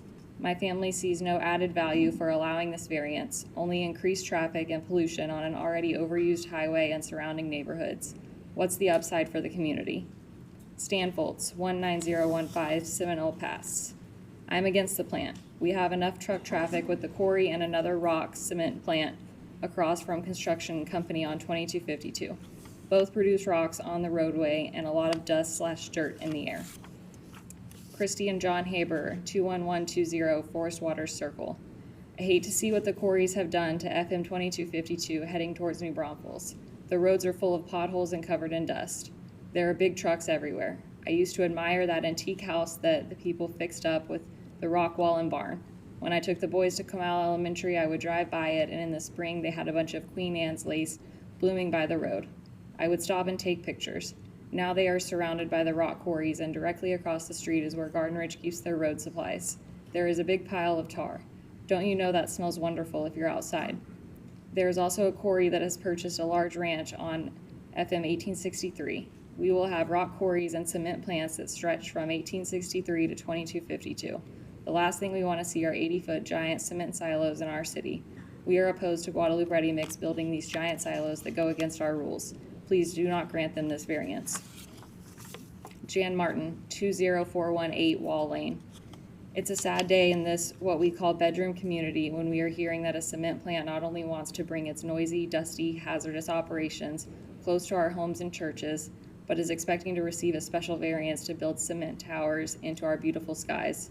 Add truck traffic issues, more silica dust to breathe, and noise, and more noise. Well, what happened to the well-planned community build-out to provide the wants, needs, safety, and health of our citizens? Between this operation being too close to our community, the I-35 construction, and the ever-increasing traffic, this lovely location will go from heaven to a place to avoid. Greg Loser, 7400 Crestway Road. I am a member of Bracken United Methodist Church. I object to any action that would encourage more development that would obviously increase large truck traffic on FM 2252. I believe approval of this variance would do just that. One of our primary ministries is a preschool. We are already concerned about the safety of our children with the current level of traffic. Adding more would add to an already stressful situation. I urge you to disapprove this proposed variance. Merlin Kokorin, 9545 Goldenrod Circle. My husband Bork and I are strongly opposed to the city granting a variance to Guadalupe Ready Mix for the construction of 2 towers that exceed the current height regulations. That stretch of 2252 is already a gray dust clouded, overly truck trafficked route. To add more of that type of industry to our peaceful enclave would be detrimental to both residents and the environment. Sandra Hogue, 20510 Deer Garden Cove. What used to be a leisurely country drive from Garden Ridge to Schwab Road has now become a white-knuckled, dusty, and dangerous commute. I recently drove the route I took for years to get to Danville Middle School and Garden Ridge Elementary School, and I was stunned by how much the landscape has changed. It's brown and dusty and looks like a Mad Max movie. While many truck drivers are courteous, there are also many who drive too fast and aggressively for the road and the people who use it. New potholes, many more trucks driving back and forth, and all the stirred-up particles in the air have really made this road unsuitable for the family life, the church, the cemetery, and the farmers to maximize. Because of this, I oppose the plant and the after effects that would come from it. I do not believe Garden Ridge can sustain its natural charm, beauty, and healthy living with more plants vying for our land. We are all striving to leave the rat race behind when we come home from a busy day, not enter a war-torn area of debris, dust, trucks, noise, pollution, and chaos in our literal backyards. Krista Hunter. As a resident of Garden Ridge and a parent of Davenport High School, and with a student with allergies, I oppose this plant being built on FM 2252. Our roads, lifestyle, and health are at stake. Annalisa Peace, Greater Edwards Aquifer Alliance. These comments are submitted on behalf of the 56-member organizations of the Greater Edwards Aquifer Alliance. We support any efforts on your part on behalf of the citizens of Garden Ridge who will be adversely affected by operations of the Guadalupe Ready Mix facility, including denial of the requested variance and special use permit and full enforcement of the city's 2018 zoning ordinance. We further urge you to address shortcomings in the air quality permitting process as administered by the Texas Commission for Environmental Quality, including insufficient protections from particle matter and failure to adequately assess cumulative impacts when issuing permits by participating in the sunset review process for this agency. Legislators of the House Committee on Environmental Regulations and the Senate Committee on Natural Resources and Economic Development are currently accepting comments regarding reforms to TCEQ and House Bill 1505 and Senate Bill 1397, respectively. Thank you for your opportunity to submit these comments. Please consider our organization as a resource that is at your disposal. Rose Levy, 8323 Wildwind Park. Please vote no on the requested height variance for Guadalupe Ready Mix in Garden Ridge. Currently, I live behind Lion Cave Materials. Each day I have to deal with excess dust and noise. I also have concerns related to future health issues due to all of the air pollution. When driving down 2252, I have to contend with commercial trucks driving aggressively and road damage from their extreme weight. The cement plant will exacerbate all of the same issues. Safety, road damage, noise are all things that need to be addressed, as well as the intention to bypass Garden Ridge's existing height ordinance of 35 feet. We are moving from a small town with a quarry to a quarry with a small town in the center. Please vote no on this variance. Put the residents of Garden Ridge ahead of businesses whose sole purpose is profit and not the safety and lifestyle of the community. Richard Stotts. I appreciate the opportunity to comment on the proposed concrete batch plan initiative. I am strongly opposed to this proposal and in fact even to our city considering such a disruptive and potentially harmful business in this area. While I understand the desire to increase our tax revenues, a plant and the accompanying increase in major truck traffic on roads not constructed for these types of vehicles is a major concern. Additionally, property values along 2252 will certainly be affected with greater road noise, congestion, and potential for significantly more accidents. Garden Ridge is an important enclave for calm in a sea of developing chaos. We should concentrate on the right types of business that further the idea of Garden Ridge, not grab for businesses that will erode our quality of life. Lisa Richter, 9241 Garden Ridge Drive. I would like to voice my opposition to the variance request made by Guadalupe Ready Mix for their proposed concrete processing plant to be located on 2252. The 70 and 80 plus foot tall silos for which they are requesting a variance should not be allowed in our city as they excessively exceed our height limitation ordinance and do not adhere to our aesthetic for a rural and largely residential city.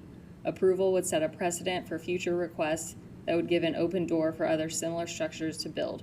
I also have concerns about the pollution from this operation. The dust and debris trailing down 2252 from the quarry has gotten considerably worse in recent years, and this plant would only further worsen the problem. The plant would be located right in the middle of residences, a church with a preschool that has already noted children in attendance having breathing difficulties, and 2 cemeteries, which are the final resting place of many early settlers of the area, as well as my own loved ones.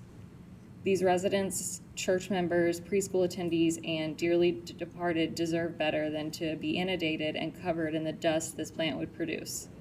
Any promises of containment or remediation of dust will be moot as there will be dispute over where the dust originated and what level of cleanup is good enough. The dust from the quarry is already quite excessive and we don't need to add to that. There is also the increase in traffic to and from the plant. The trucks don't just travel between the 2 locations, they have to travel our roads to get to their materials and travel our roads to then deliver the concrete off-site.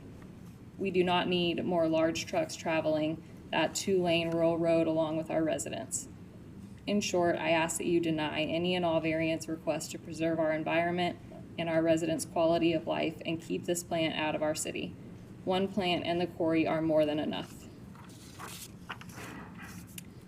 Mary Ruthman, 9450 Cinchona Trail.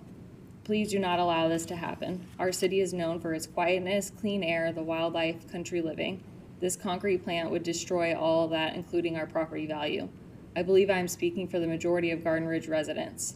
Take a hand vote right now of those who are at this meeting who do not want the concrete plant in their city. Majority, right? Marie McCormick, 19902 Regency Run. My husband and I moved into our home here in Garden Ridge in February of 2009 and truly love our Regency Oaks neighborhood. We moved around the U.S. and the world for 26 years serving with the Air Force and are thankful to be a part of this community. That said, it seems we keep traveling down this road of battling expansion of Hanson and or their subsidiaries often. My concern revolves around quality of life issues such as increased truck traffic on 2252 as well as 3009. Potholes and wear and tear of our roads, air quality issues, not to mention water usage at the batch plant, as I assume their water source will coincide with ours. I ask you to please take into consideration the negative impact this plant will have on our quality of life and stop this progression. Let's face it, Hanson is a business out to make a profit with little to no regard for our residents. If this door is opened, I'm afraid the wall is the next to fall, leaving us vulnerable to deal with more expansion problems in the future. Vincent and Sylvia Guerrero, 9215 Bluebell Drive. My husband and I are totally opposed to granting Guadalupe Ready Mix the variance they're requesting for the building of the cement plant in our community. Just the thought and the audacity to even consider this project is an insult to what it will create to our small, beautiful rural community. Not to mention the awful view as we enter our city, but will also be a hazard, dangerous development to our citizens, with adding more 18-wheeler traffic than we're currently encountering on a daily basis. Not to mention what will cause to our health with the air pollution and heavy dust to our homes and vehicles. Kenesha Ransom, 9909 Catherine Glen. The families that live along the corridor of 2252 of Garden Ridge and surrounding area are real people just like you, with families and dreams and aspirations for the best quality of life. We would like to continue with this quality of life where we, along with our children and families, can thrive and have the best possible future. The concrete batch plant will affect this dream by pushing polluting dust and particles into the area where we reside for all of us to breathe, increasing the chances of respiratory health issues. Additional noise pollution with increased traffic from trucks transporting materials at all hours of the day will amplify the traffic issues and will affect our rest and once again our air quality. Not to mention the further wear on our tight corridor along 2252. Our home gardens and foliage will be affected with the scattering of the dust and pollutants settling into the plants, and our groundwater in turn altering the composition of what we plant and ingest. We ask that you please consider people before profit. And that is all I have. Thank you, Marissa. With spoken and written comments complete, we will close the public hearing at 9:01 p.m. That concludes item number 3. We move on to item number 4, deliberations and board findings. So the Board of Adjustment, we will now discuss and work with findings of fact for the request for the zoning ordinance variance from Guadalupe Ready Mix. As I stated in my opening comments, we need to look at specific things here. The request is not contrary to the public interest, demonstrated or obvious property use limitations resulting from unusual physical, topographic, or geographic features. Property owner will not obtain any special privilege as a result of granting the variance. The property has a reasonable use without the variance. Economics is not the only basis for any variance, and the need for the variance is not the result of the requester's own action. And Board, I will go in that order. So the first item of discussion is the variance contrary to public interest? Open I'll up to the take that board. one. First of all, I wanted to thank the citizens for being here. Please know that you've been heard. We'll be making our decision based on the rules in our ordinance. I also applaud your endurance. Mr. Earl had lots and lots of words tonight, and thank you guys for sticking it out. So is the variance contrary to public interest? Yes, I think it is. A variance request is an appeal to deviate from current zoning laws. Our ordinance was written to reflect the character of our community and to parallel our master plan. The height of the proposed silos are inconsistent with our master plan. Our citizens don't want tall structures to spoil their hill country views. They'd be considered a visual nuisance by most of us. People moved here and live here because of the natural beauty. So I think it is contrary to public interest to build 2 massive silos. Thank you, Lisa. Board members, anybody else with item number 1? Move on to item number 2. Are there any special conditions or unusual physical, topographic, or geographic features or circumstances which exist on the property? I'll open it up to the board. I looked at this one, and are there any special conditions or unusual physical, topographic, or geographic features or circumstances which exist on the property? I don't think there are. I would have to say no to that. portion of it. There's nothing really special about the property other than that it's close to the quarry. Thank you, Todd. Any other board members regarding item number 2? Okay. Moving on to item number 3, is the applicant obtaining any special privilege as a result of granting a variance? Let me take that, please. With my experience on planning and zoning, I've lived here 23 years. Variances, by their very nature, are to be considered as a variance to what we have very methodically and carefully and respectfully dealt with. And we respect ourselves. We respect our wonderful city administrator. We respect our city attorney and the value they've given to us. We also respect our citizens. A variance, regardless of the reason, needs to be considered and not necessarily arbitrarily or capriciously, as you said, just given because you want it. We can find no justification for this to say that we should do this to our citizens. I think health, safety, traffic, there are a number of items that Jeff brought up that I could address at a later time. But variances really should be the exception to the rule. And I don't believe this is an exception. This would offer your company exclusivity, which we're not allowing other companies to afford. Thank you, Kay. Any other board members regarding item number 3? Okay, we'll move to item number 4. Will the applicant have reasonable use of the property without a variance? Board, any? I'll take this one. Kelly? Yes, they will.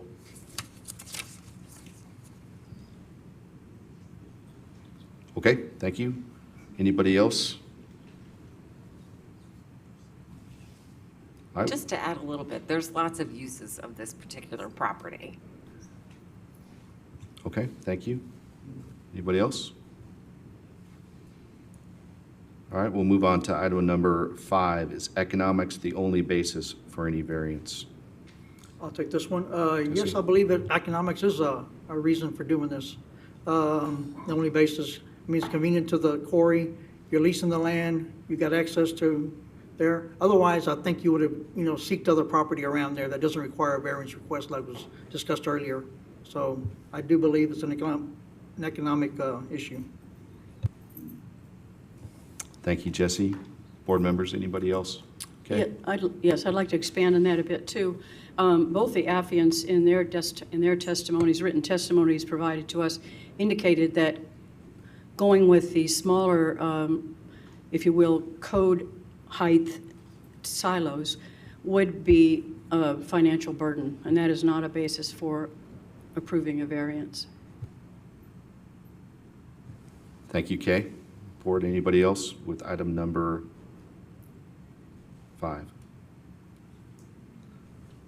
Okay, moving on to item number 6.